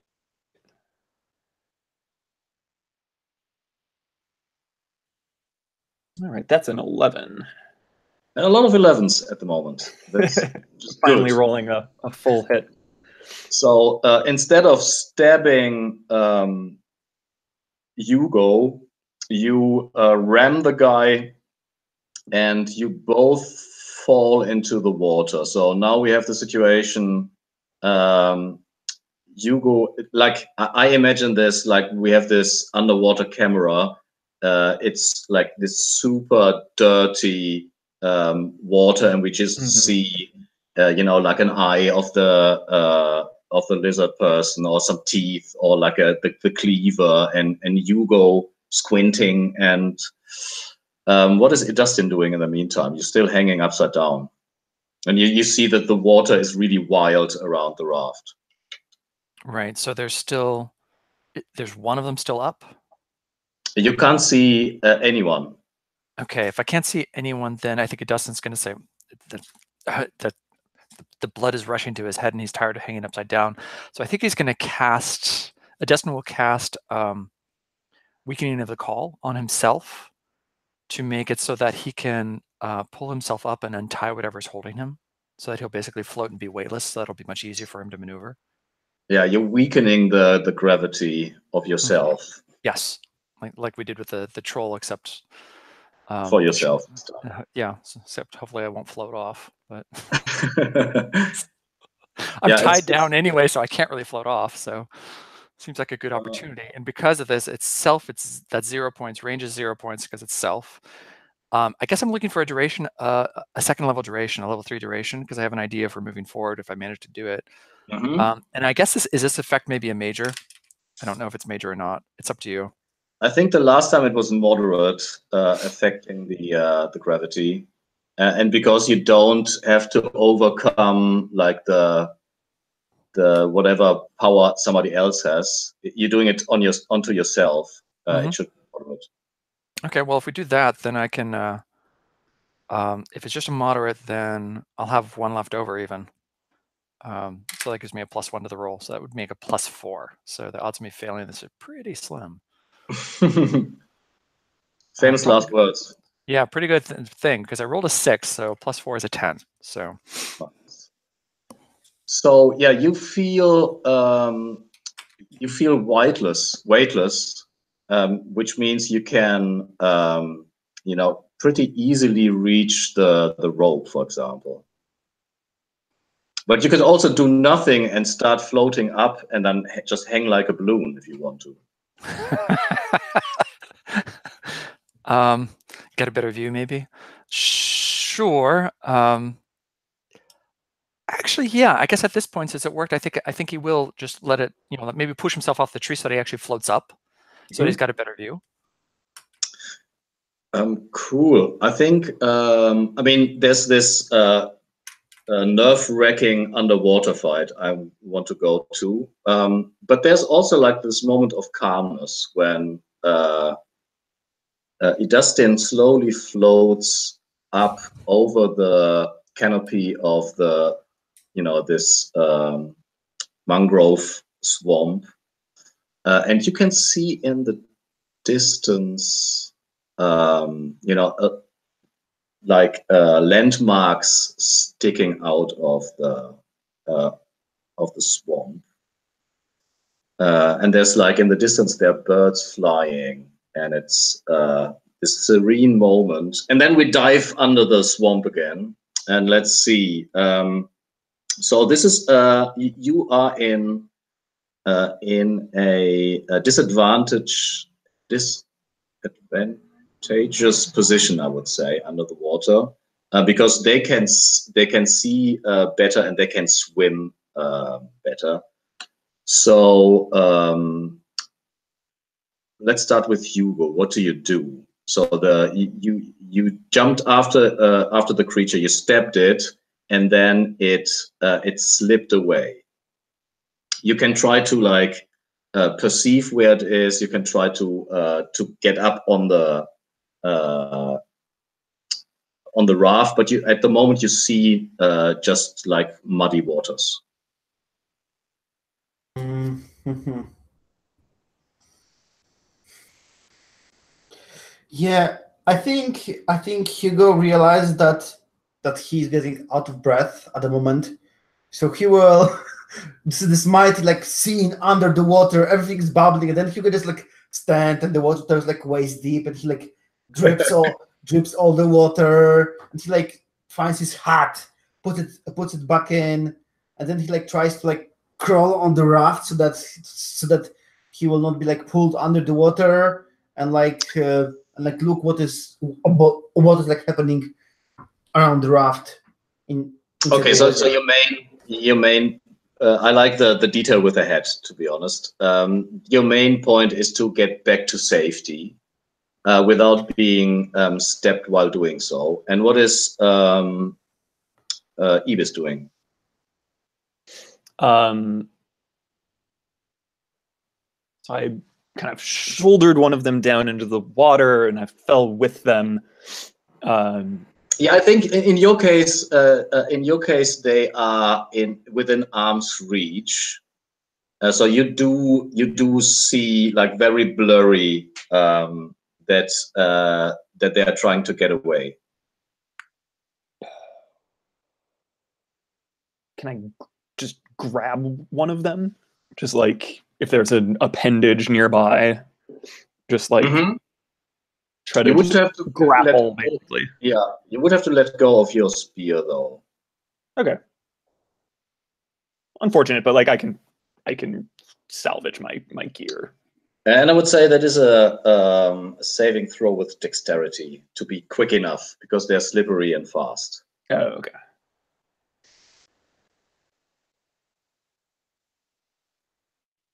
That's a miss.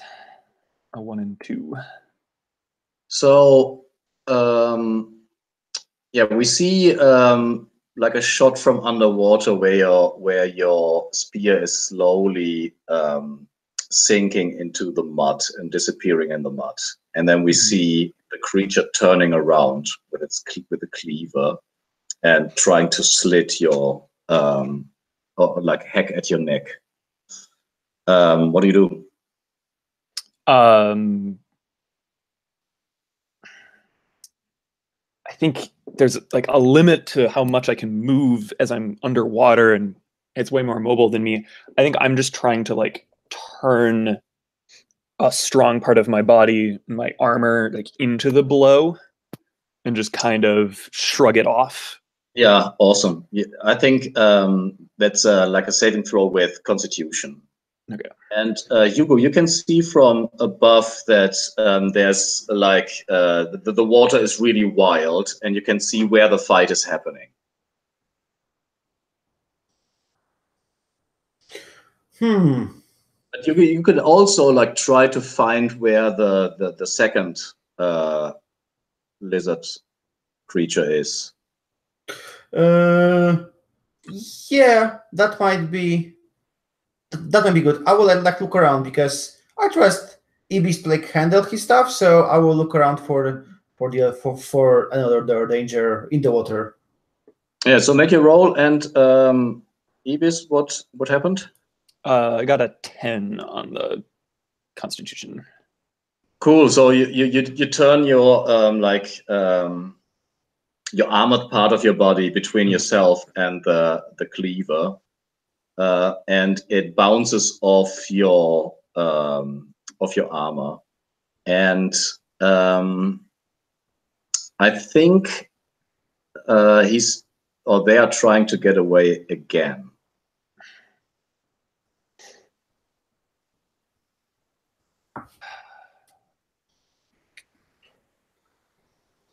It's like I've already had a really hard time catching these slippery jerks. I think I take like the moment that I have of it's strike glancing off my armor to just try to grapple it one last time before Awesome. it can get away. That's the spirit. Single-minded. Yeah. So Dex again. Again with I mean, it attacked you, so it tried to. It is relatively close. I think this time it is strength. Or was that it? You broke strength. Saving throw is strength, please.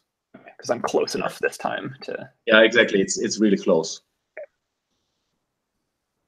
That is an 8 then, and much better than dexterity. That was an 8, did you say? 8, yeah. And Hugo, what happened with your perceive? I got a 10, so I'm going to spend 1 to ask question. Where is the other one? The other one is a little bit a ways and seemingly swimming south, so away from the fight. But it is. Do you have a ranged weapon? I have a bow. Yes. Yeah. So it's gonna, isn't it then going to be swimming by Edustin also? If it's going south. I was imagining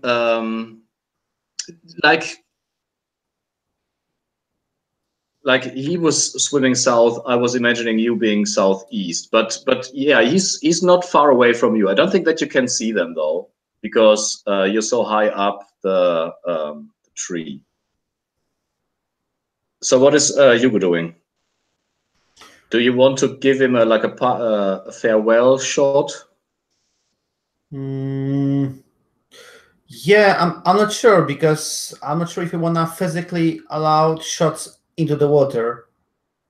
It's shallow water, like it's swimming like literally millimeters under the surface.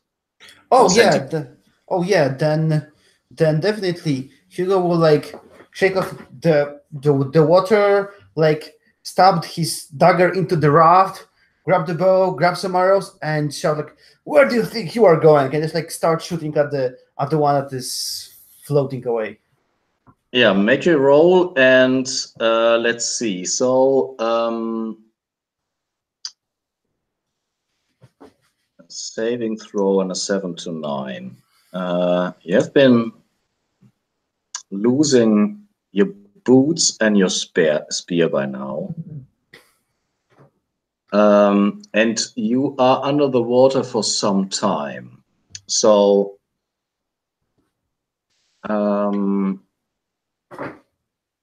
you can get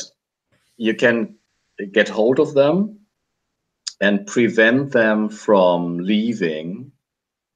But I think you're just running out of air at the moment. So if you, there's a certain chance that you that the absence of air will affect your brain sooner or later. That you what's it called, like lose consciousness, or you can let go of them and definitely reach the surface of this shallow water. Drowning in shallow water is the worst. So in game mechanic terms, I want to see like how you overcome the lack of oxygen. And there's also the possibility that Hugo like pulls you out.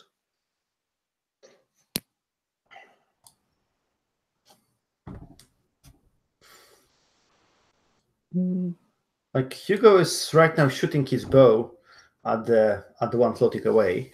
Well, Ibis doesn't know that. He's underwater. Yeah.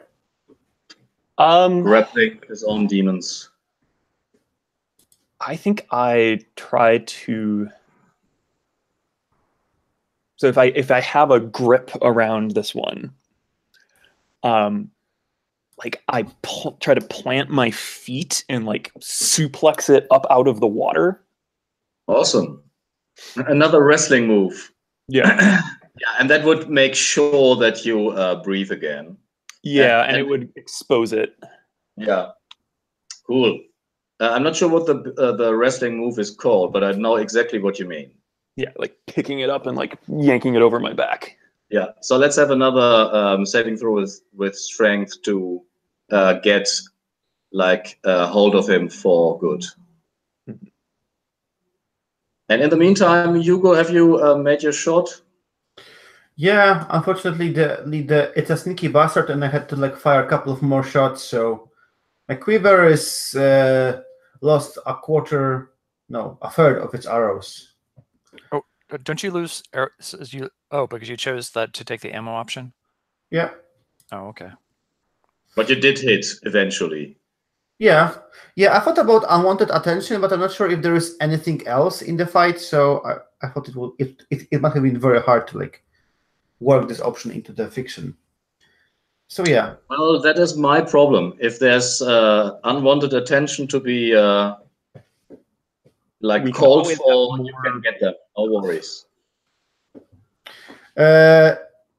Well, in this case, let's gather some unwanted attention, because in Hugo it looks like, even though there are these trees, like he like sees that there is this like one opening between the trees, and he shoots the arrow up, and then the arrow goes down and pinches the guy right in the back.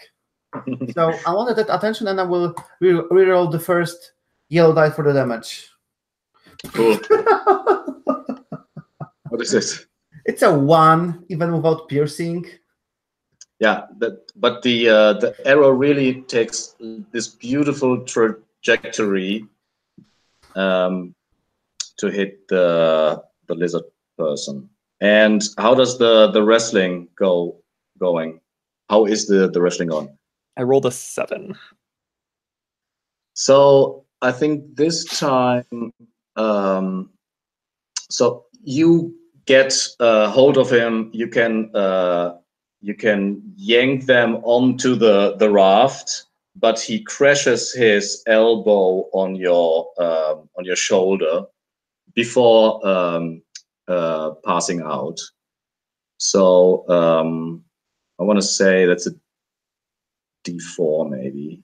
Sure. I can roll this as well if you want to. I have the roller up. So. Oh, cool. That's 4 damage. So good thing I have hit points. And I mean, you have armor, I guess. Which I have two armor from my chainmail. Yeah, like a chainmail underwater. I didn't really take that into account, because that fight would have been a bit more gruesome, probably. But anyways, so when the arrow, we follow with the camera the arrow flying over over the trees, and we stay on Idustin, obviously. So Idustin, you have a very, very beautiful view. What do you do with it? So I can see, now that they've come up above water, I can see Ibis and the other lizard man, right? Yeah. Okay, so then that's going to be, so I think Dustin, and now he's in a more stable position, so here we go. So he pulls out his orb and rolls up his sleeves, and so now he's going to focus, since it works so well with the other one, I think he's going to do the slow circle on this one, and Slow circle of death. basically, and maybe the way to actually describe this with them is maybe it's actually sort of a petrification on them, if he pulls it off. Let's see. So the range, this would be near, which is what, a 2? Yeah, near is 2. One target is 1. Near 2, one target 1. And so that gives me 3. And then if I have 7, I have 4 more. So what I'll do is I want this to be spectacular. Wait, no, I have, but I can't do that. So because I said I had 4 more, so I can only make it a major. So I'll make it a major, which is 3d6 of damage again. So he whispers his slow motion things, and the flash. Hopefully it would flash by Ibis and hit it. Maybe I got lucky and they turned around. Trying to wait so they just turn around, but we'll have to see how the roll goes, don't we? Oh, but that means I have 1 left over, so it'll be +4 again. Wow. Yeah. No, it's a really funny character. I mean, it's got, I've got the 18 intelligence and then 4 charisma and 5 strength. So intelligence is the only thing he's good at. That's why you're a wizard. Maybe if you have spare power, you can target both lizardmen with your thing. I don't think I see the other one as the problem. Okay. That's true. And they're in different directions. So it's meant to be a slow circle. So I can't conceptually, I don't really think it works. I would love to, but yeah, you're right. Don't think so. You're right. So, okay, I'll re-roll. So that was a 7 + 4, so it's an 11. Suddenly my wizard has turned into a cannon. And that is an 8. 8 damage. Mm-hmm. Which definitely kills the one on the raft. So we see them being yanked out of the water with this wrestling move, crashing on the raft. The last action they did is to almost break Evie's shoulder, but then they they stop in their motion. They sink on they roll on their side, and they just die. I mean, unless you want to describe it in more dramatic terms. I was thinking of this one that was, since I was it's almost like Dustin's getting the hang of this spell, and it's actually that not just that it died, but that it's like rigor mortis has already set in. He's frozen. Mm-hmm. Yeah, in this last movement. Mm-hmm. Okay, I mean, there will be unwanted attention. There's also, from where you are, you can see around. You can maybe look for the ziggurat even. But I would say we make another 5 minutes break. Okay. Awesome. See you in a bit.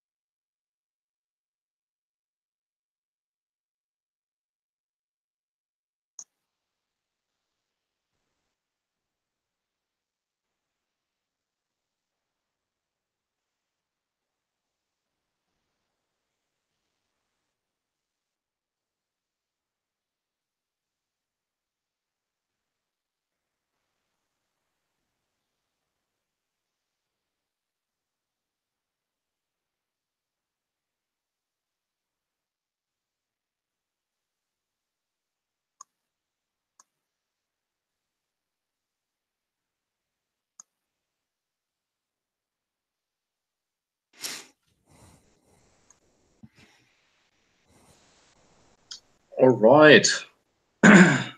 So we're back. This is the aftermath of the fight, more or less. And we see a slightly different scene. So I think it is like you were traveling all day and the fight happened, I think, in the afternoon. And in the light of the the red light of the sun that is going down, we see from behind like a huge creature sitting on the sitting on a log, more or less, and gnawing at the leg of a frogman, which is not a lizard person. They're different. And like slaughtered, parts, limbs strewn around him, and he's looking up over, like in maybe 2 or 3 miles distance. He sees against the sun this floating person, and the camera moves around the creature. Like from behind, it has 2 heads. One head has 2 horns. One horn is broken off, and the other head is squarey, looks like a metal head. And when the camera moves around, we see that the red eye is zooming in. Like we see the red eye vision, and the red eye is zooming in on that floating person, and we see it is the cursed wizard. And the troll stands up, throws his bone away, and starts moving towards the tree. But back to you. This was off-screen, unbeknownst to you. What do you do?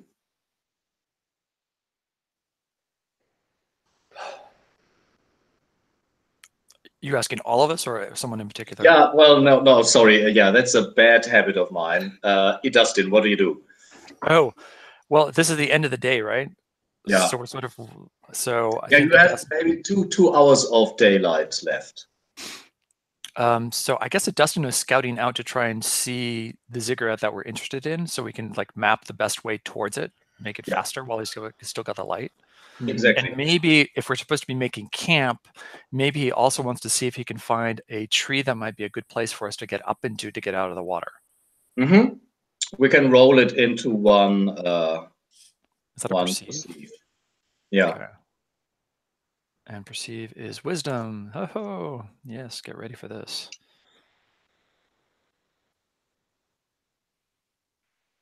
Oh, wow. So I got an 11, natural. Awesome. Yeah, no XP, but good. So let's see, that's hold 2. 1 for 1 to ask the judge questions about the object of your attention, either now or later, but ask carefully if there's no way you could reasonably perceive the answer. So the first one is, I guess, is where would be the best place for us to make camp for the night? Well, you do see a pretty weird thing, which is not far from you, maybe like half an hour on a raft. It seems like a floating, it seems like a floating not a floating carpet in the air, but floating carpet on the water, and it's like a carpet of it looks like algae or fungi or something, which seems to be like thick enough and sturdy enough to actually hold things. So you can see it's floating. It's definitely not coming out of the water. But it does support, I don't know, boulders and things that should not support. And that would be a good, like a dry place to have camp. Okay, yeah, that'll certainly draw him. That's like, for a wizard, that's very tempting because it looks very unusual. Perhaps magic. And so then the second question is, so what's the best path to the ziggurat? Yeah, you do see you do see a ziggurat that seems to match your description from the scroll. It is slightly skewed. Is that a word? Like it's not straight up, but leaning to one side, and it's just the obviously just the top bit of the thing of the pyramid. And you can, in your mind, map a way to it, which turns mechanically the travel into a more or less safe travel. Not a safe travel, but you know where it is now. Cool. Hugo, what are you doing? Well, I suppose we see Hugo like searching if he like finds that lizard man. He's like a little bit surprised because neither of them seems to have like any damage. Well, maybe this one, maybe Ibis like broke his bones or something, but the other one, weird death, hard to say. But he like searches them thoroughly. You know, it's an old thief's habit. And then probably he like takes off his jacket, put it on the raft, and like tries to catch the last sand so that it dries a bit. He, like takes off his shoes, like empty them from the water, and like, God damn it, Lizardman, everything's wetter right now. He isn't doing like anything in particular. Pavel, can you roll 2d20 for what you find on the bodies? They both have like leathery satchels that they are slung around their body. On 11 and 4. So you do find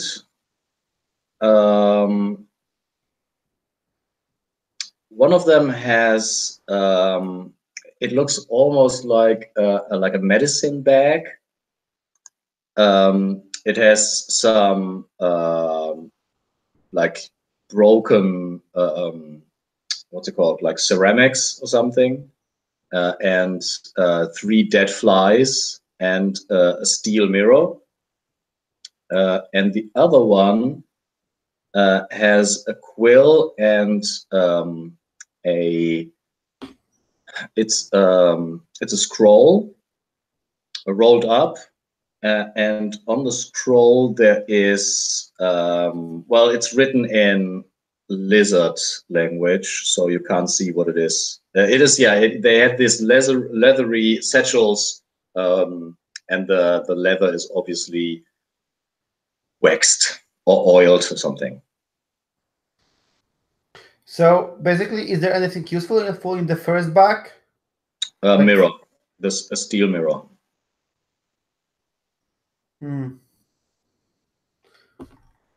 Yeah, we see Hugo like valuing the mirror as like, maybe I can get 5 coins from it at the market. Maybe. True. And then you lie in the sun to dry. Yes.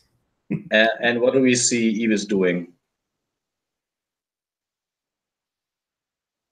I'm trying to find my boots and my spear. I think you want to get lucky. Yeah, probably. At least, especially for the spear, which... Yeah, let's say becoming more lost. Yeah, I think the spear can well make the roll and then we see. Yeah, we'll see.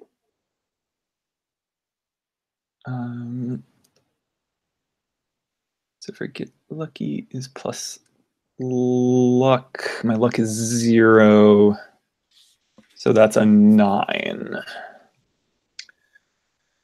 So yeah, you find the spear, but not the boots. Okay. So it was a 9. So a 9. Can Adustin can Adustin help from the attitude, because he's been sort of stable with the tree, so maybe he knows where things happen. He might be able to help Ibis find it. If you can help on a luck roll, let's see. It's a basic move and it doesn't exclude it. If it doesn't say you can't, then you can. So that would give a +1, which gives you a 10, right? Yeah. Yeah. And that doesn't And draw bonds. That's yeah, exactly. So mechanically, you just give the +1, and it strengthens your bond. So because you two knew each other before, you already had a +1, which brings it up to a +2. And does it just increase my bond to a +2, or both of our bonds? Probably just mine. I want to say just yours, but I'm not sure, to be honest. So I actually sort of picture this as a funny scene with like Dustin like saying, "No, over there, it's a little to the left, a little to the right," and sort of like make it hot cold. Yeah. Yeah. So we see, Ibis walking through the water and hearing the commands of Dustin pointing him into the right direction. Awesome. While Hugo is just lying there sleeping or half sleeping in the sun. Or maybe commenting on the efforts of Ibis, who knows. So by the time you find the boots as well, it is like the sun is like maybe a hand width from going down. Mm-hmm.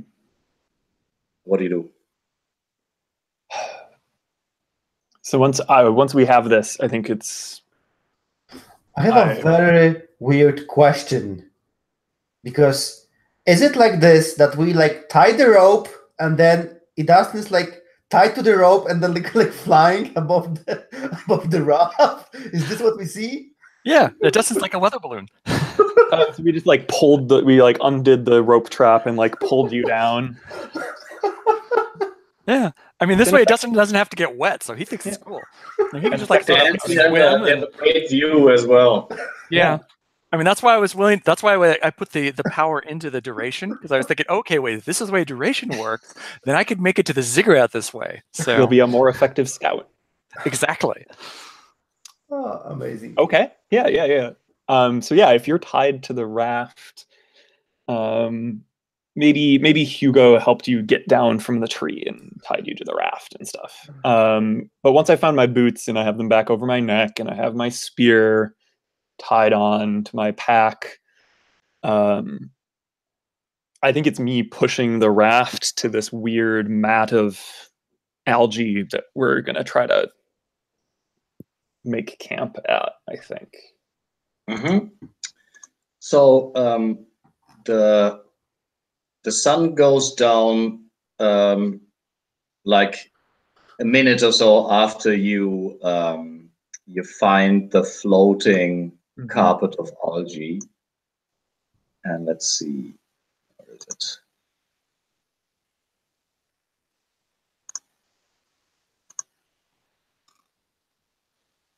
So it from up close, it looks like an island of mold. It is really thick. It is almost like a feet thick. It is gray and surprisingly dry. And while you when you approach it, you can see that what it doesn't have seen before, that it seemed to support like heavy things that God knows how long ago landed on it, like boulders and logs and so forth. Interesting. And it's the size of almost like a football field. It is really, really big. Whoa. Okay. Yeah, I try to like push the raft up onto it. It's like beaching it on the surface of this so that it's stable. Yeah. The last thing I want is in the middle of the night the raft to go drifting away. So it's a floating carpet in the middle of the knee-high sea. A huge floating carpet. A huge floating carpet of mold. What's a mold? Fungus. It's what when you leave an apple for too long, there will be mold growing on it. Not pleasant. Yeah, well, you definitely associate mold with stinky and wet, but this one is surprisingly neutral in smell. It smells mossy, if anything, and it is definitely super dry.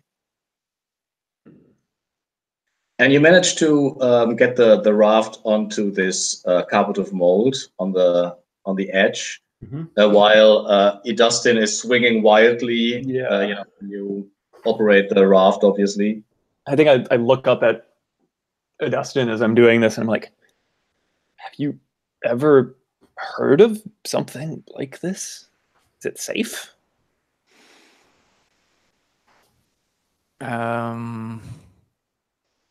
This is slightly bizarre. Maybe you remember, I don't know. Yeah, I was going to say the only thing it could be is if I knew something. I was trying to think how I would know of anything like this.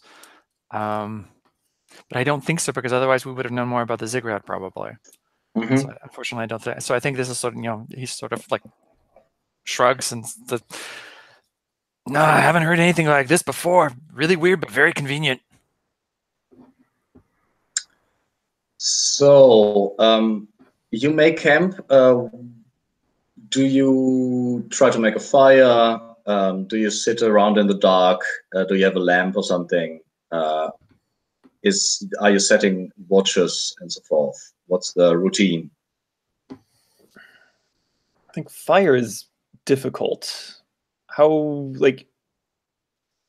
cold is it gonna get at night, do we think? Well, it's the beginning of autumn, which means you're surrounded by water, which cools down the air even more. I mean, you still have your bear pelt that you can wrap yourself in. I mean, we're kind of just permanently wet, so let's start some fire so we can dry our clothes and then maybe cook some of those not very tasty rations into something better. What do you think? I think he just kind of pauses and is, we've pulled the thing up and maybe we've hauled ourselves on top of this sheet, and I'm looking down at it and I'm like, I don't know if it's alive or has, I poke it a little bit. Is there being oh, I don't know if it will react to our presence. You poke it. It is. It gives away a little bit. It is soft, but it is not reacting in any way. Maybe it would be safe to have a fire, but maybe it wouldn't like it. Who cares? Maybe we could test. Maybe we could test in a little corner somewhere away from here. Yeah, sure. And Hugo will go and collect some branches, break off some, and then start making fire to dry his clothes, and then maybe cook some of the rations to have a decent meal. And we'll probably set watches for night as well. Yeah, you make a small fire to check if the mold starts to burn or something, because it is dry, but it does not. And then you can make a campfire, dry your clothes, and cook a meal. In the old rules, there was a cool rule about cooking, managing rations. I'm not sure. Yeah, there was managed provisions, and it's actually when you make camp, I think it triggers managed provisions. Yes. One number. So when you settle in to rest, mark one duration of all active durations and choose one member of the party to manage provisions.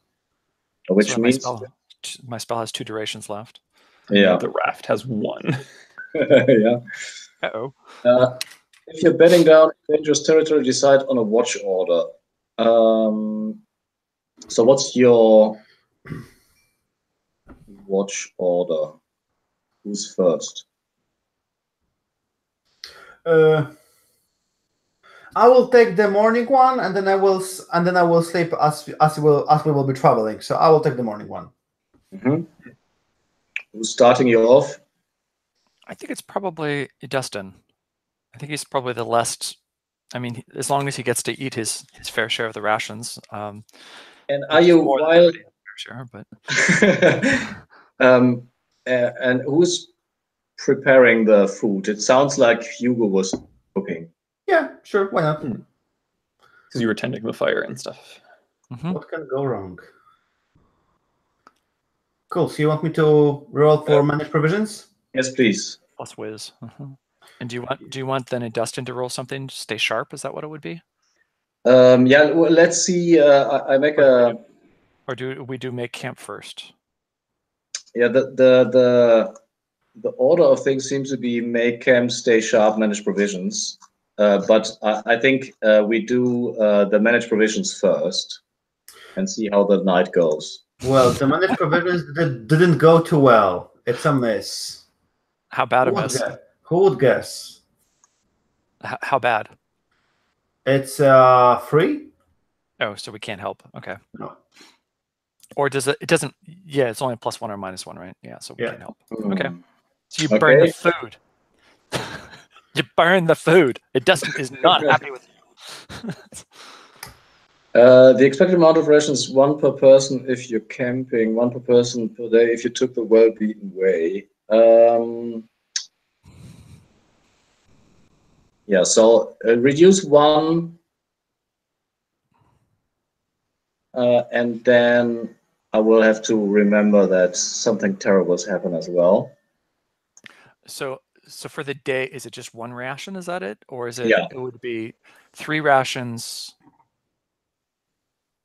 for the whole, not 9 rations for the whole day, right? Is that what it would be, or is it just whenever we get to this, we actually this is the only time we dispense with rations? Yeah, whenever you plenty of rations. Yeah, for every day of travel per person, it's 1 ration, unless somebody messes the managed provision roll, which could lead to using more provisions. Well, definitely mark of 4 because Hugo definitely eats double.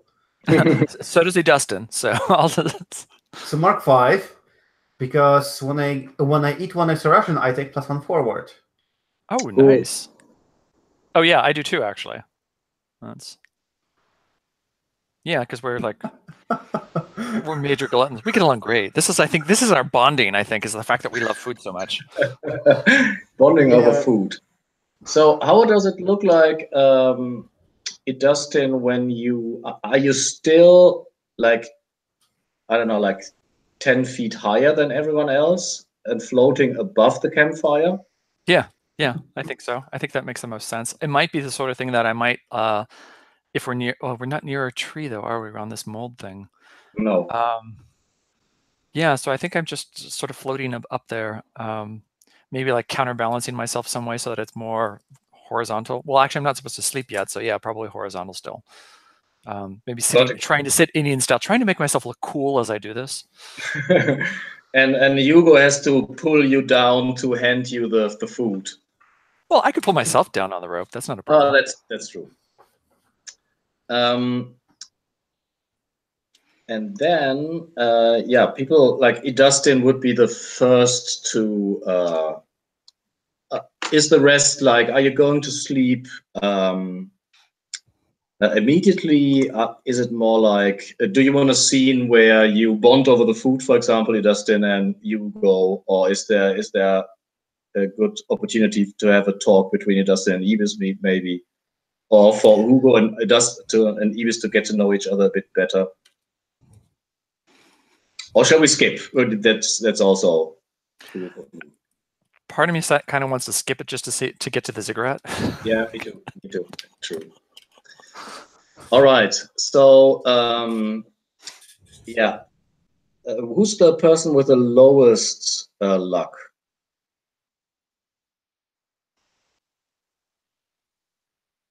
That's Ibis. Yep.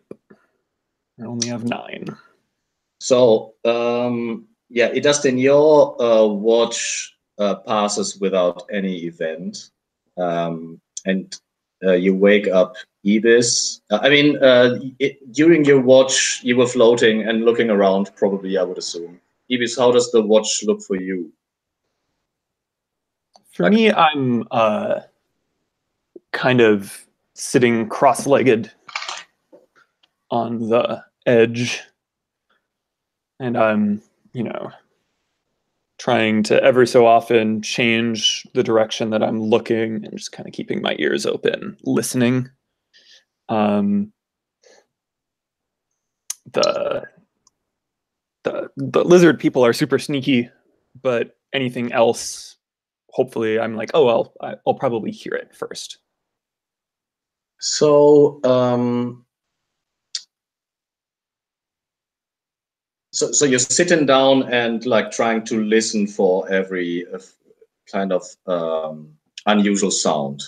Yeah, just trying to keep myself, focused and awake as I'm. Yeah, there's a lot of croaking. Definitely, there's a lot of like frog sounds. It's almost a choir, and difficult to get through that sound. And you do get more tired and tired by the minute at a rate that is unusual. Something is wrong.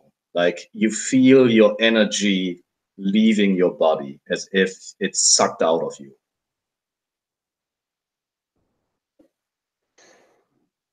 Oof. I think when I notice this, I try to kind of crawl to the edge of the. So I'm picturing that, like, I have the raft pulled up onto the mold, and then I was like sitting next to it.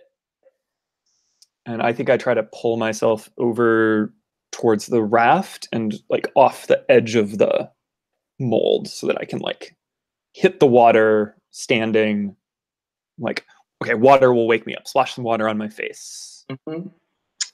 So when you're you get on the raft, you can crawl to the edge of the raft where the water is and splash water in your face. And you can see while you're doing that, on your underarm, there are two like finger-long worms attached to your arm, and they look like sausages or something. They really look like pumped. The skin is almost bursting. And they're attached to your arm. Oh, like big fat leeches? Big fat motherfucking leeches. Okay. But they're not attached to the mold carpet, are they? The mold rug? Well, they seem they are definitely attached to Eva's body now. They must have crawled on the mold carpet. So what do you do?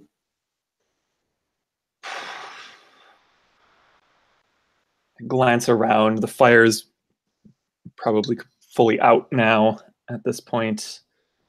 I think I take the first one and I kind of take my hand and I squeeze at the base where it's connecting to my arm. Mm-hmm. And I kind of try to gently see if it has any give. Yeah, and does it hurt? Does not. Doesn't hurt. It does not hurt. It's like you feel the weight of it dangling and everything, but it definitely does not hurt at all. And if you try to squeeze it and to get it off, it does not. Like it seems to be attached to your body as if it's just another finger growing out of your two fingers growing out of your arm. At this point, I'm going to yank on the rope to wake Adustin. Adustin, you just fell asleep. But like I'm feeling like woozy, drained. Yeah, drained, and I don't want to fall asleep or pass out and have no one else awake. Yeah, can you reduce, let's see, what is drained? It would be, Con? is it, yeah. I don't know. I'm just guessing what it would be. I would assume it Yeah, would be making it weaker. There's this list with the, it's a super cool list with the ability damage, fatigue, muscle strain, sapped, weak. Yeah, you're weak. So could you remove D4 from your strength, please? Ouch.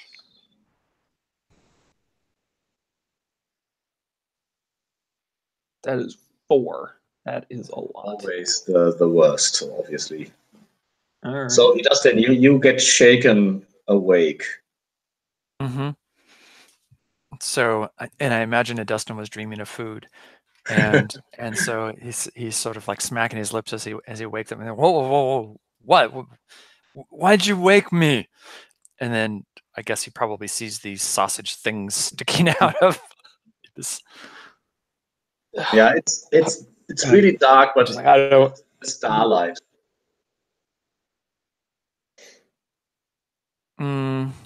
Did you try salt or fire to get them off?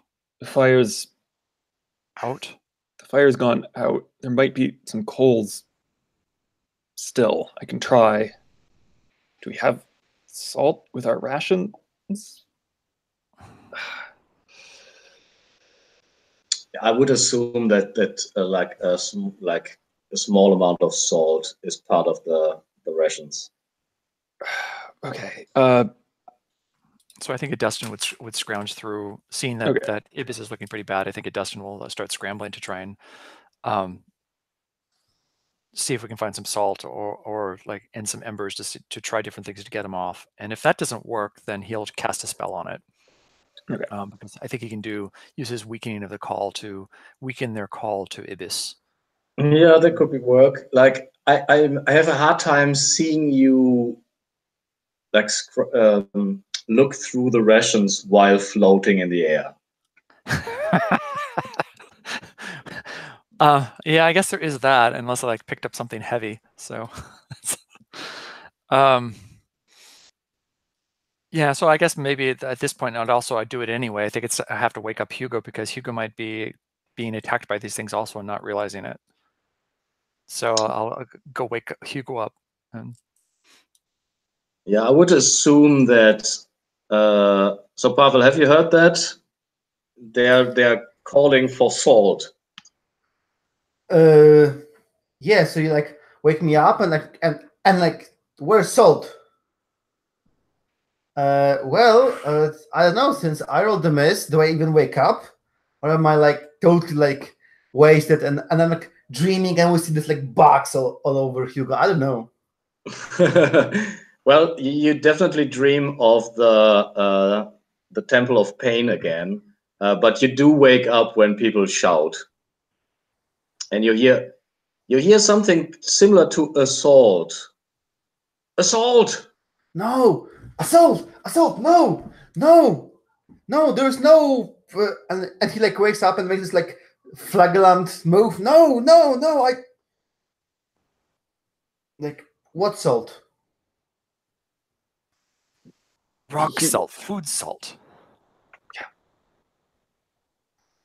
Yeah. Does Hugo have any of these things on him?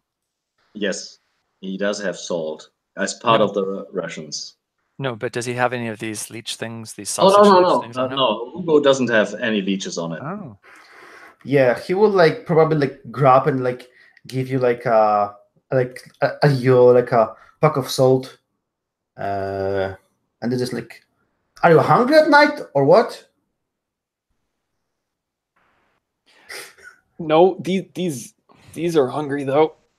Oh, that's pretty horrible, and they're not the only ones. Like the two that are hanging on your arms are just the avant-garde, so to speak. If you check your body, in total there are 8 of them. Wait. Hugo is like fascinated and like, if we remove them and then boil them, it's gonna be a wonderful soup tomorrow. You can do whatever the hell you want with them after they are off of my body. And I don't care. Yeah, and you will see like Hugo like prepare something to like put them into like a bowl. Grab like a like, bucket. So, who's trying to remove them? It's probably Hugo because Dustin is flying. yeah. So he will like follow instructions. Like I'm not sure. Like, do you want me to like put salt on them and then just like pull them off? I think we're gonna like. I think the idea was to try to put like salt around where they're attaching, because if they are worms, then they'll like recoil. Otherwise, this swamp, this bayou, the water is salty. We'd said. So. Yeah. Is it though? I mean, it's a sea, so I assumed it was, but I guess it doesn't have to be if this is it's a mangrove. It's a mangrove. It's called the knee-high sea because it is so big, but it's not like it's not salty itself. There's the area where the knee-high sea actually turns into the real sea, and then there's like, I don't know, like a mile of this half salt, half sweet water. Oh, okay, so that's not enough to deal with these. So yeah, we're adding the salt to. Yeah. If you add Hugo adds the salt, puts it around the mouth of the creatures, and one by one, they let go of you and just sit there fat and happy. Delicious. We're just like plopping them into this bucket. And I'm like pulling up my like shirt and my mail, and I'm like, oh, how many are there here? Yeah, they do leave this perfectly circle discolored patches of skin. No worries, Ibis. My grandma has passed on our famous Funklinger's recipe for blood leeches. Tomorrow gonna be like such a feast. Because you need to like leave them like rest for a day after they fed, so you know.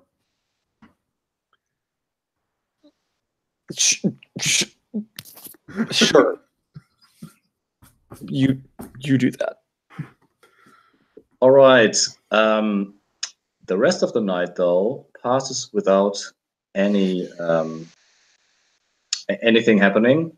And the next day, you set course towards the ziggurat. So, unless you want to do anything special, that would trigger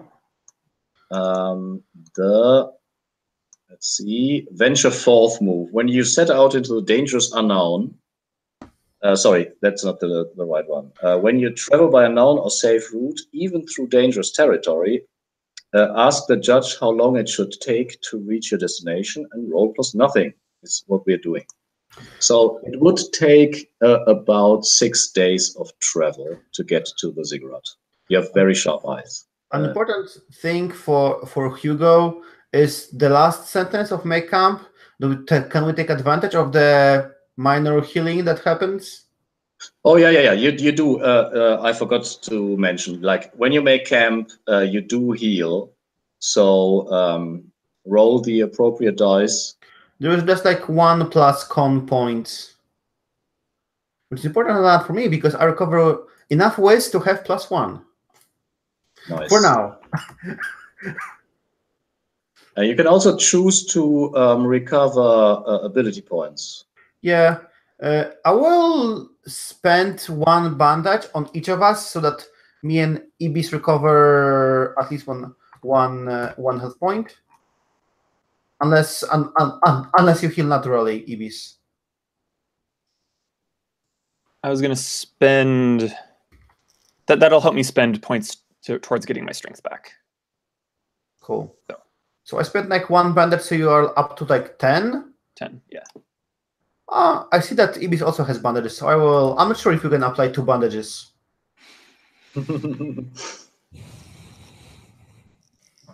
Either way, Yeah.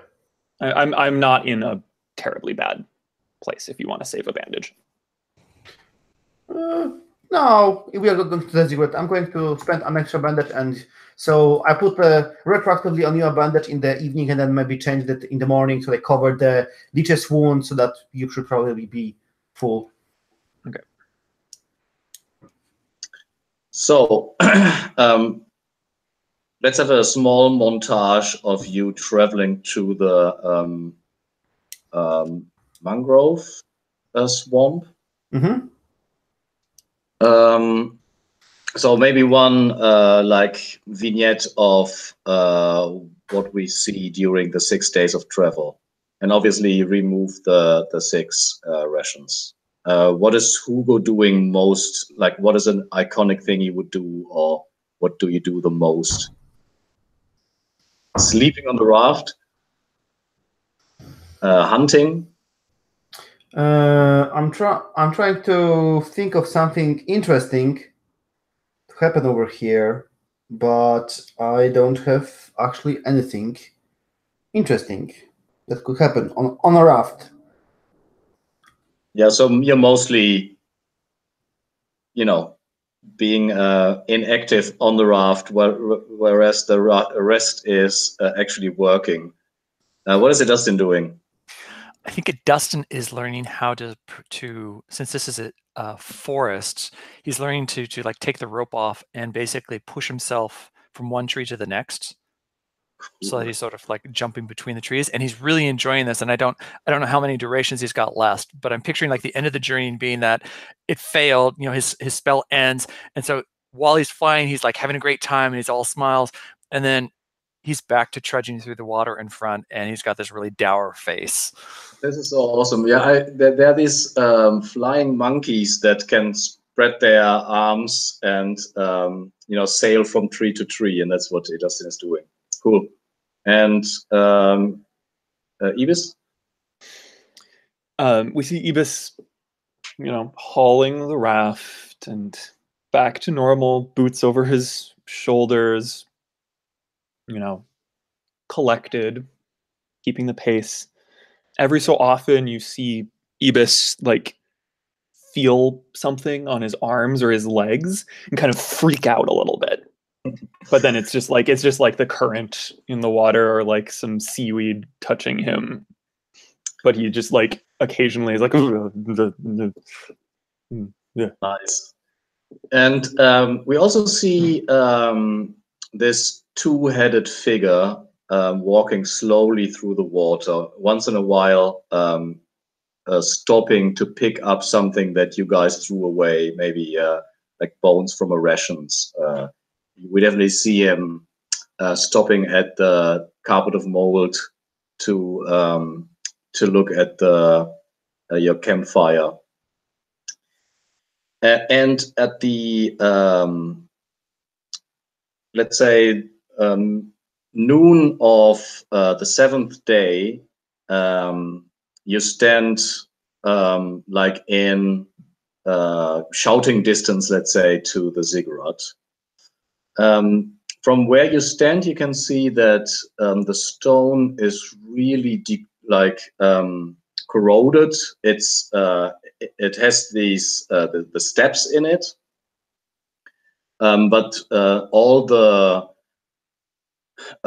the angles are rounded.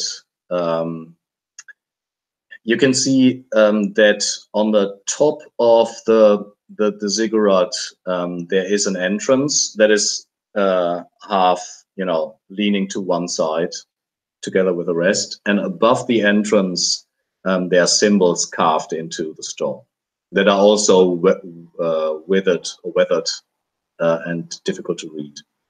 Definitely from distance. Oh, I completely forgot to mention that Hugo would definitely pass on this like scroll with writings to Dustin if you can work it out somehow. Yeah. So let's see. I mean, just quickly, Dustin, where did you learn to the wizardry? Is it like, did you went to like a wizard school? Is it self-teaching? No, it was a wizard school, and that's where his tattoos came from. So each of the tattoos is basically the passage of a rite, and also has a magical effect. So his tattoos, I think, probably change color when he casts the spells that is using them. So some of them turn red, and some of them might turn black, depending on what it is. And So that's where he learned it. It's definitely a school. And would you have also learned like different languages, reading, I don't know, lizard tongue and so forth?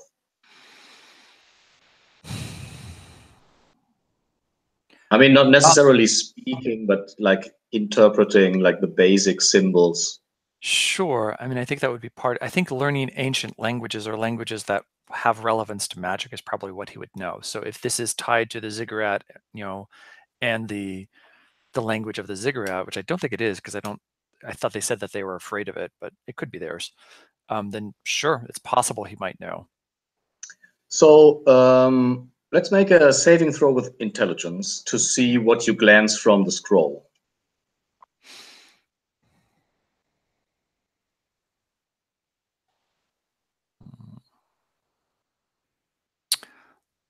11. Nice.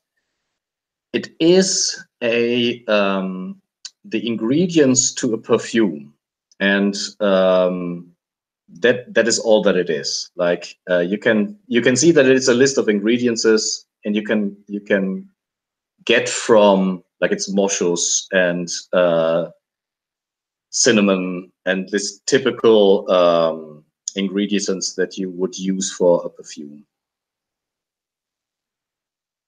And you would assume that to the right buyer, if it's a good perfume, it would be worth something.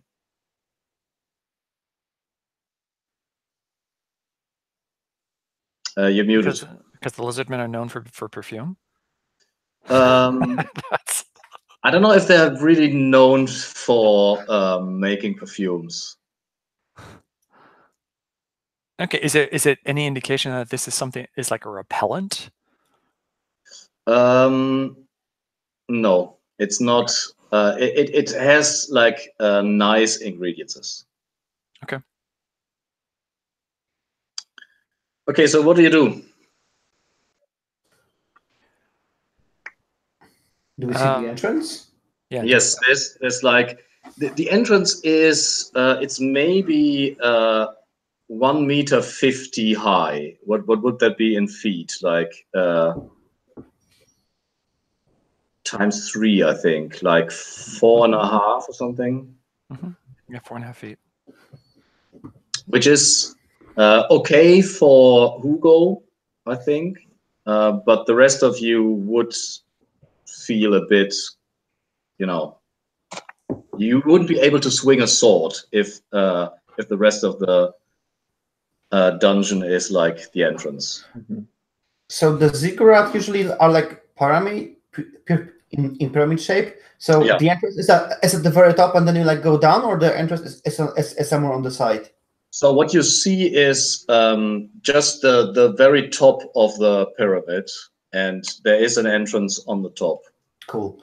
I think we see like Hugo is like very energetic and like very up, and maybe like others are like tired after this round, but he was on the raft sleeping and resting. So he the raft gets to the ziggurat, he like steps it steps off from like dry feet to the stone, corrects his hat, like starts off the torch, then like let's go, and like immediately like goes to like enter a little bit carefully to see if there are not that many crazy traps on the way, because they said it's cursed, but he is definitely like going the first one in.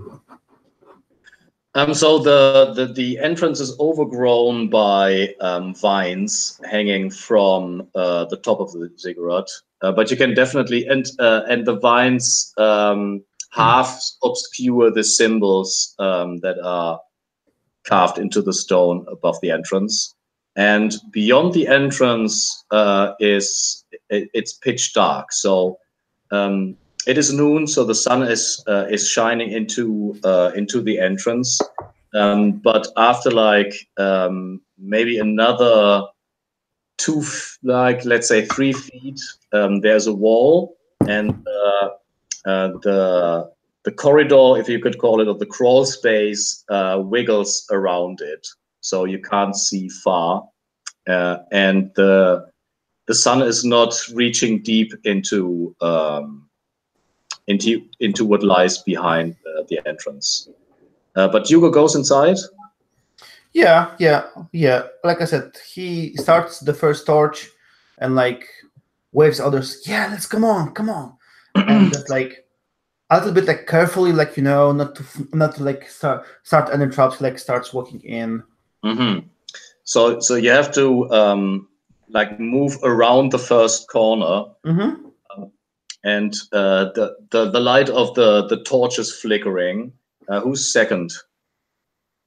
Like even Hugo has to slightly. He can't stand like totally straight. Yeah, I think once I've secured take everything off of the raft and like bring it with.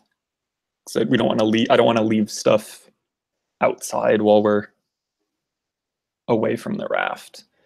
I think I'm kind of following along behind because I want to kind of hide it inside the entrance, maybe. Yeah. So Hugo's first. Gear. Ibis secures the raft and is second, and then Dustin. So I guess Dustin's taking up the rear. There's only 3 of us, so that's true. Can we make it like a 2 minutes break? I'm back in Flash. Sure. Sounds good.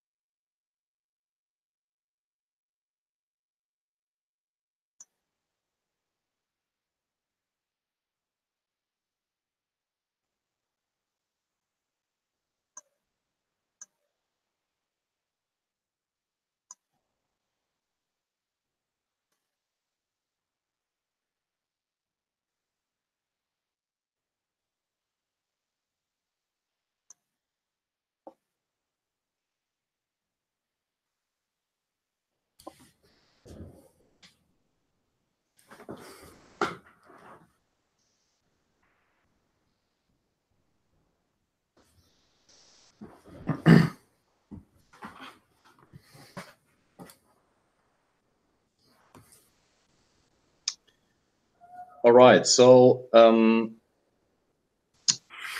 Hugo, you moved around the corner, and you can see in the light of the torch that to your left there is like a like an alcove, I would say, where the wall is maybe another 3 feet, away from you. But the corridor itself goes further and then turns another corner. What do you do? Hugo glances into the alcove, probably not expecting much because it's so close to the exit. If anyone looked at the place, they definitely looked at this. So he would glance in it and then just followed the corridors. Yeah, we need to get somewhere deep into the ziggurat to find anything. So yeah, careful. When you look at the alcove with your torch, you can see that it is actually a shaft going down. And the corridor turns to the left, and when you look around that corner, you can see that there is a fresco at the wall. So it's a bit difficult to describe, but so here's the right wall. Here would be the alcove with a shaft going down, and then the corridor makes another turn to the left, and here is on this side is a fresco at the wall. It's a dead end, and the fresco depicts a like a face, and on the ground before the fresco lies a skeleton, which is probably lying there for a number of years. What do you do? So there's the two things: the shaft, the fresco with a face, and the skeleton. Well, I think I just realized that we went completely unprepared into this ziggurat. Crazy question. Can we retroactively buy the adventuring kit? Because I didn't have loads, so I didn't even thought about it. But I suppose Ibis has some carry capacity. But and the other thing is we already had rope, I guess, somehow, because we did. Yeah, but then, well, we can trap. We got it from the trap, actually. If you were thinking about rope, that one thing we do have is we have rope. Okay. The rope was attached to Dustin the whole time. I mean, why throw it away? Okay. Hey, Dustin, bring that rope. There's a shaft we need to go down, and I will, in the meantime, look at this crazy wall while you guys lower the rope into the shaft. I think Dustin looks at you and he says, "I'm not the thief. I think that's for you. There could be traps down there." Okay, just bring the rope, lower the rope. Okay. So you look at the fresco and you find something, and I will start lowering myself to the shaft. Cool. So the whole setup is really claustrophobic. So you need to get past each other. More crawling than walking. Only Hugo feels more or less comfortable in that tiny space. So, Dustin, when you look at the fresco, it is a face with a big mouth, and the skeleton is actually still attached to the fresco. Like the hand is reaching into the mouth and hanging from the wall. You can also see that the eyes are missing. It's clearly that something was inside the sockets. What do you do? And what does the fresco look like? It's a face of what? Yeah, it seems like a face of, you would say, a primitive face of a demon. It has this big eyes and teeth and like more nostrils than actual nose. But not the demon we've seen. Not the demon of rage. Rage. Yeah. Okay. Good. And so the skeleton had its hand in its and still has its hand in its Yeah, mouth. and it's still like hanging from it. Okay. Seems I like a guess bad idea to touch it. Yeah, I'm sort of thinking that too. But I think Dustin will. And there are no markings. There's no writing around this or anything like this. No symbols, no writing. I'm going to say that because of his wizardry training, he might recognize something demonic like this. So it might give him a clue about what demon this is and what might be why this is here in this ziggurat. So that's make a establish know something.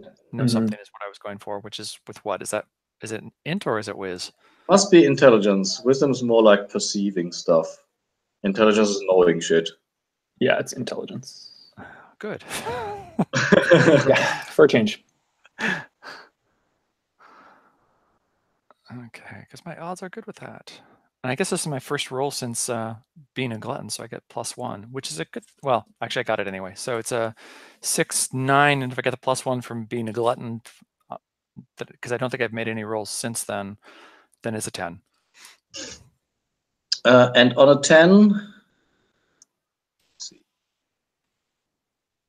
On a 10, the judge will answer any questions you have about the subject within reason. So, do I recognize that? What demon is this, or what is the symbolism that this is meant to be? Is this like a warning demon, or? Yeah, it's a guardian demon. It is well. It is like the demon that guards the gates to hell, which is not not literally that everywhere where the guardian is also the entrance to hell, but he symbolizes like the opening of doors, but it also symbolizes the guarding whatever opposing forces is to enter. So it's like regulating who is allowed to enter and who's not.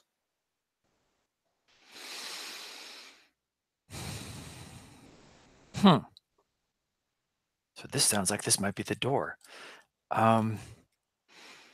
So I think Dustin will take the arm and shake it and see if that does anything.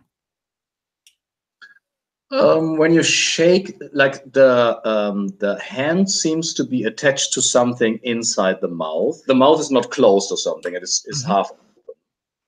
If you shake the arm, it breaks off on the elbow, and the skeleton just falls down. The arm is still attached to the mouth. So I think he's going to like shove his staff into the mouth and see what he can feel by seeing if there's like a lever in there that he can move or manipulate. So where's Hugo at the moment? Hugo is what's it called? At the shaft, and then you try to. I'm not really sure because we are sharing one torch. That's my question. Like, are you like actually lighting the face? Yeah, because we describe it like, but as if there were light. So I suppose I would like be standing closely behind Dustin and just with the torch so that he can actually see what he's inspecting. And so in the flickering light, it's difficult to see inside of the mouth because of the shadows that are falling, like the shadows of your shoulder, because it's between you and it's between the torch and the mouth. But with your staff, you can definitely feel that there's some kind of handlebar that the hand is still attached to. So I think Destin will call out to Hugo then and say, Hugo, I think this is for you. I think this is a door mechanism. I think this is actually a door of some sort. If we do it right, I think it will open. Well, you definitely have the instincts of adventurer in you. I'm proud of you. Well, let me take the professional look at it, how we can open it. Because I'm not putting my hand inside the mouth. No way. So you're changing positions again? Yeah, I suppose we do this like uncomfortable, like, okay, go back. Yeah. and then Hugo like takes his turn to like start like maybe like touching if there are any like buttons. He actually will like look into the eye sockets because maybe you're supposed to put in something there. Look what's around on the floor and around him. He's doing what Lara Croft is doing in every puzzle in Tomb Raider. Mm-hmm. I want to say that's a perceive, isn't it? It's kind of. Do you want to like? It's kind of up to you. How do you want to handle opening the door? Because this could be like saving throw from activating the trap, or then perceive, ask questions, and then just do it. It just like. Up to you. Well, I described everything that you would see. So there's the eye sockets. As a thief, you would assume that somebody broke whatever was there out of it. Maybe it was like something valuable. I mean, it's an old trope that statues have jewels as eyes. You don't see any indication that anything other than what's inside the mouth would open. You also don't see, I mean, you know how a door looks like, even like a secret door or something. There doesn't seem to be any kind of, like there's no, what's it called? Like, you don't see anything where the stone would disappear into or open up to. So you would say there is no door.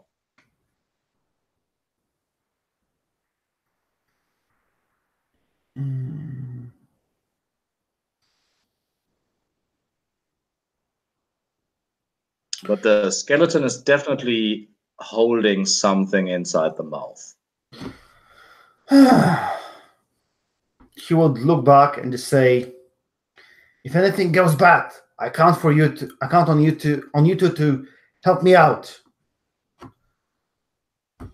And well, what the hell? He would like forcibly like pull the skeleton hand and then like put his own hand like gently like checking all the sides and then like trying to like find something in there. Yeah, so you rip off the skeleton's hand. You look for traps with your fingers, like touching. Are there any needles? Is there any springs or something? And then you find the handlebar. What do you do? Give it a pull or push, depending which direction it goes. Yeah, so you try to manipulate it, and you can definitely pull it. And you hear two things, like your trained thief's ear hear the releasing of a trap that obviously has already been released. Whatever deadly thing that it would spring, probably some kind of darts or something, are released. But you can also hear some kind of mechanism, some kind of like sand running down and metal against stone, and the stone over stone crunching from behind the fresco leaning down. So whatever is triggered has been triggered down there, down the ziggurat. And I pulled out the lever completely, yes? Mm-hmm. Yeah. There is now that you're mentioning it, it seems to have two positions, like pulled and not pulled, which seem to be distinctive things. And now it is pulled. Well, gentlemen, it appears our route takes us through the shaft. So let's pull the rope and I will go down. Again, the uncomfortable passing of bodies. Do we have anywhere to tie the rope at the top, or do I need to lower you down? Does the skeleton have any? Are their leg bones solid? Yeah, the bones are solid. They're even like close on the skeleton. It's not like 100 years old or something. More like maybe 10. Because either we could use a leg bone or my staff and tie the rope to it. There's enough to wedge in and we could lower ourselves? Well, the staff is 6 feet wide, and I think it's set in alcove, so I wasn't picturing it as being very wide. So it's not very wide, no. Okay, so we could maybe make a base to tie the rope to and wedge something. Otherwise, I would be happy to lower you down, but yeah, just hold me for now, so that in case maybe you need to pull me up, and then when it's down the stairs is safe, I will give you a shout, guys. Okay, that sounds like a reasonable plan. So just for me to picture it, are you tied to the rope or holding the rope, like Hugo? I mean, Ibis is lowering you down, but are you?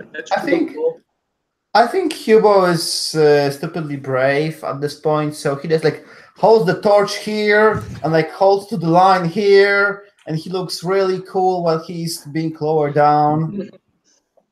Yeah, we like have a knot on the end of the rope so that you can like put a foot on it. Yeah. And so if I have to haul you up, it's easier, but it's not like tied around your waist or anything. Yeah. Only the beginners tie the rope around their waist. It's like, and I'm a pro, of course. Yeah, when you're lowered down to the shaft, you can also see that on the, I want to call it the east wall. So the wall that was like facing the corridor, there are indentations, probably meant to make the climbing easier. The shaft itself is like, I think that the rope is like 50 feet or something, and the shaft is about 40 feet. And at the end of the shaft, there's a stone door to the east, and there are stairs leading down to the west.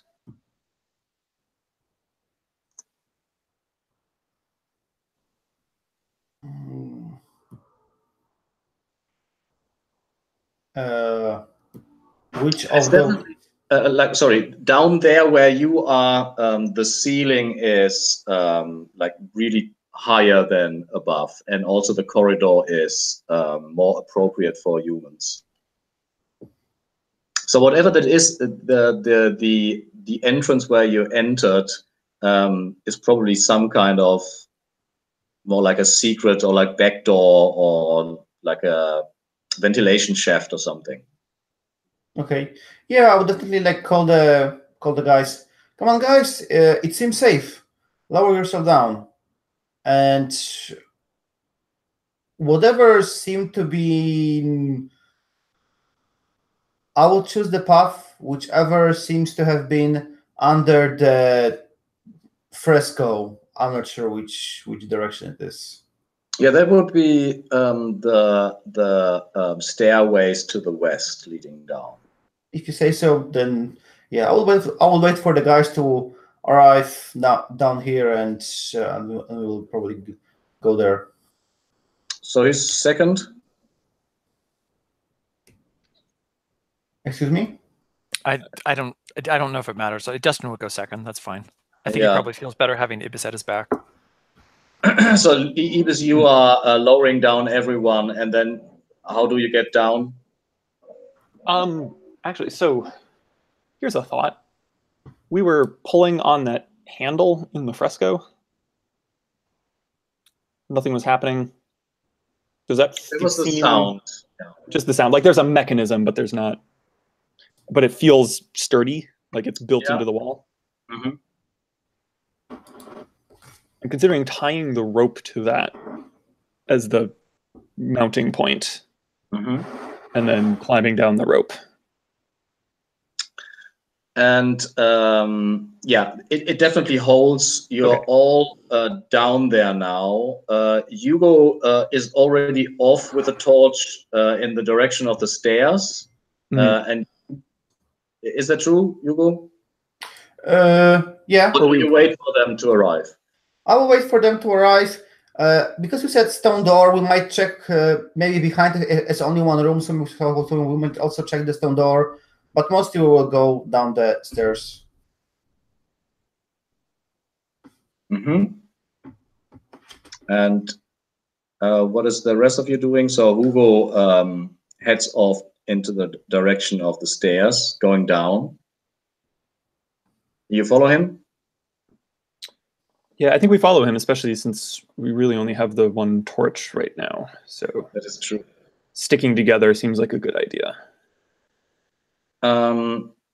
So Hugo, Mm-hmm. you're walking down the stairs, Mm-hmm. and you do feel that they are. It's the old slide trap.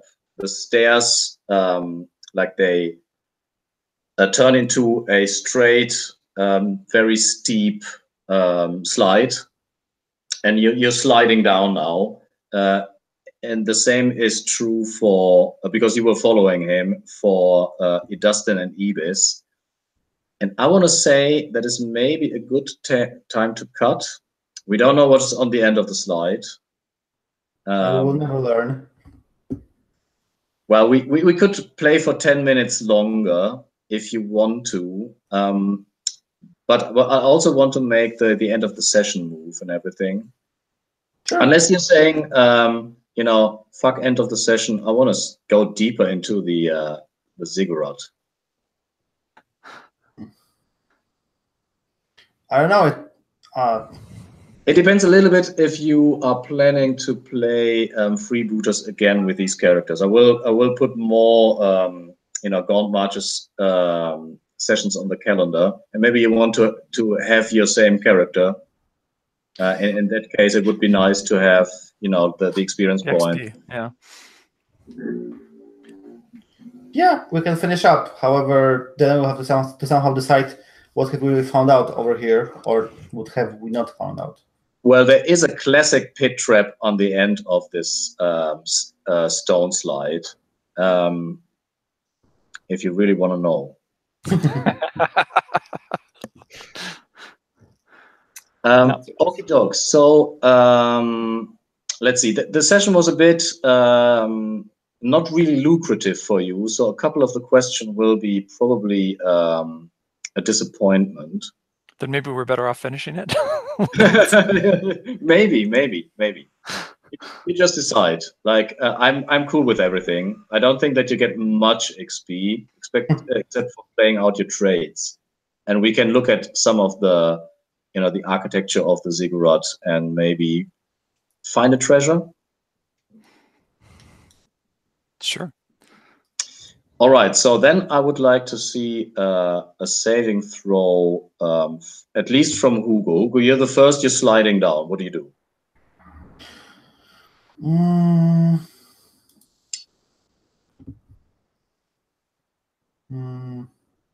Well, obviously, it's too late to disable the trap. That is true. So, yeah, Hugo will just wait. He has the torch, so he can see, and he will have like a second for a quick reaction to like actually jump off and over the pit. Mm-hmm. And you would see him like waiting and then like flipping with the torch over the pit. That sounds awesome. So you do reach the end of the trap, and you can see in your torchlight there's this gaping shaft going down, and from down you can see glinting their spears. And you're trying to jump over the pit trap? Yes, unless it's like huge one, then it's impossible to No. You can definitely. It's not that huge. You can. It's definitely, especially because you are very acrobatic, I heard. Yeah. So what does it actually do? It allows me to spend my cunning to boost my roll if it's reasonable. That acrobatic would help. Mm-hmm. Yeah, we never saw you brooting in the like you're supposed to what's it called, brute in silence or something, to plan your next step, which gives you the cunning resource, but you have never spent it, so we assume that it's still full. Yeah, I really wanted to spend it, but it was just never any useful. So cool. So you want me to defy danger with Dex? With Dex, and then spend cunning if you need to. 6 plus 2, it's 8. Yeah, I want to do it flawlessly to catch the others. So I will spend. Can I spend more cunning? Yeah, I can. So I will spend 2 cunning to bust it to full 10. And so you're on the other side, like you vault over the pit trap elegantly, and you stand there with a torch, more or less lighting and guiding the other two sliding down. Yeah. Yeah, hand extended there, that to like grab them as they're jumping, shouting orders. Just wait till the last second and then push hard, and I will grab you here. Awesome. So yeah, I think there will be a defy danger with Dex for the two of you, and Hugo can help one of you because you're sliding like more or less at the same time. Yeah. I guess I can decide later which one I will help. Yeah, exactly. Yeah, which one looks? Dustin actually got a 10. I did too. Nice. Yeah. So stand there with your hands extended, and they just jump right and left, just leaving you with your hand outstretched, and we're like, yeah, cool guys. Yeah, sure. Nobody didn't need my help. Awesome. So at the end, like behind the trap is another shaft going down, and there's another stone door to the west. So there's a stone door to the west, and again something like an alcove, but wider than the one before, and a shaft going down. What do you do? Just check what's behind check what is behind the doors. So you just as the door above, it does have like iron like circular. It almost looks like the door of a like the opening mechanism of a submarine or something. It's this wheel, iron wheel that you can turn, and Hugo does that without any care of the world, and it opens behind the, like you turn the wheel. There's a clicking sound, and you feel that the door opens to you a little bit, and you feel like the door hasn't been open for a long time. You feel dust and stale air, like being released with a whoosh. Pull the door and see what's inside. The door's really heavy, creaks on its hinges. Behind the door, you see it's an unusual big. It looks like an iron tank, almost like a water tank or something, floating tank. There's also 4 vases on the headpiece of the tank, and on your end there are 4 iron vases, and then leading from the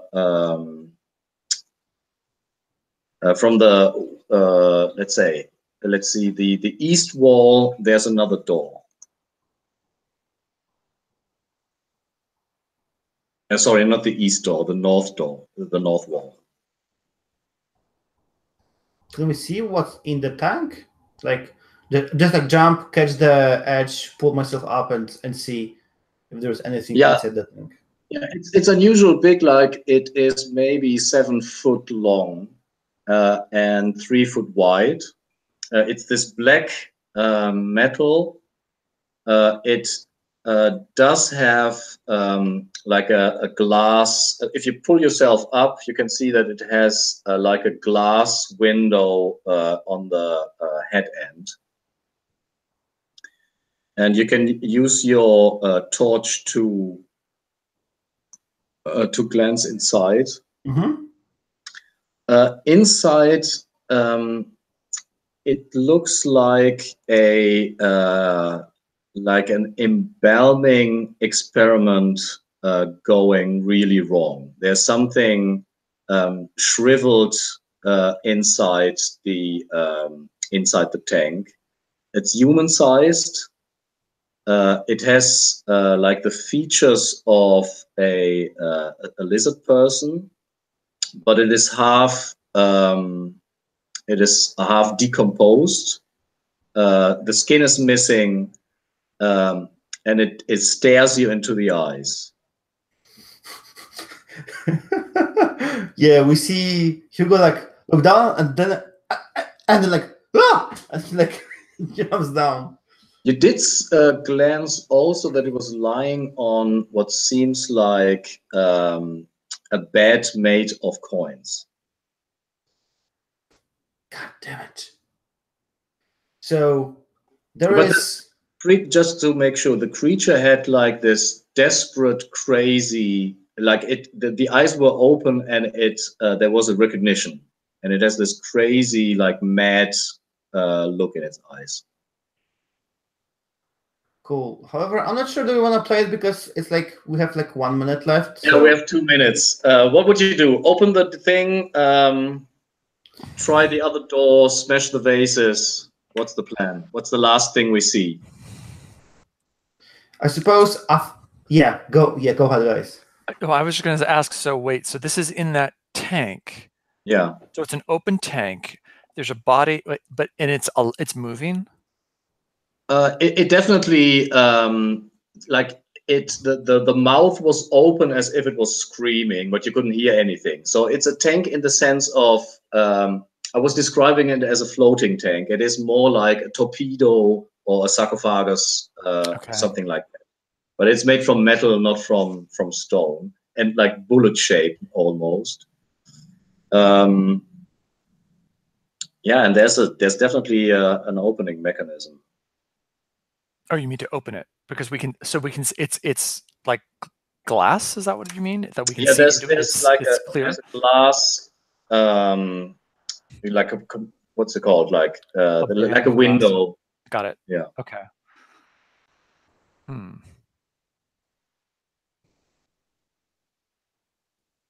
So maybe like the parting shot is that we are getting ready to like release the creature because hey, there is like a mountain of gold inside as well.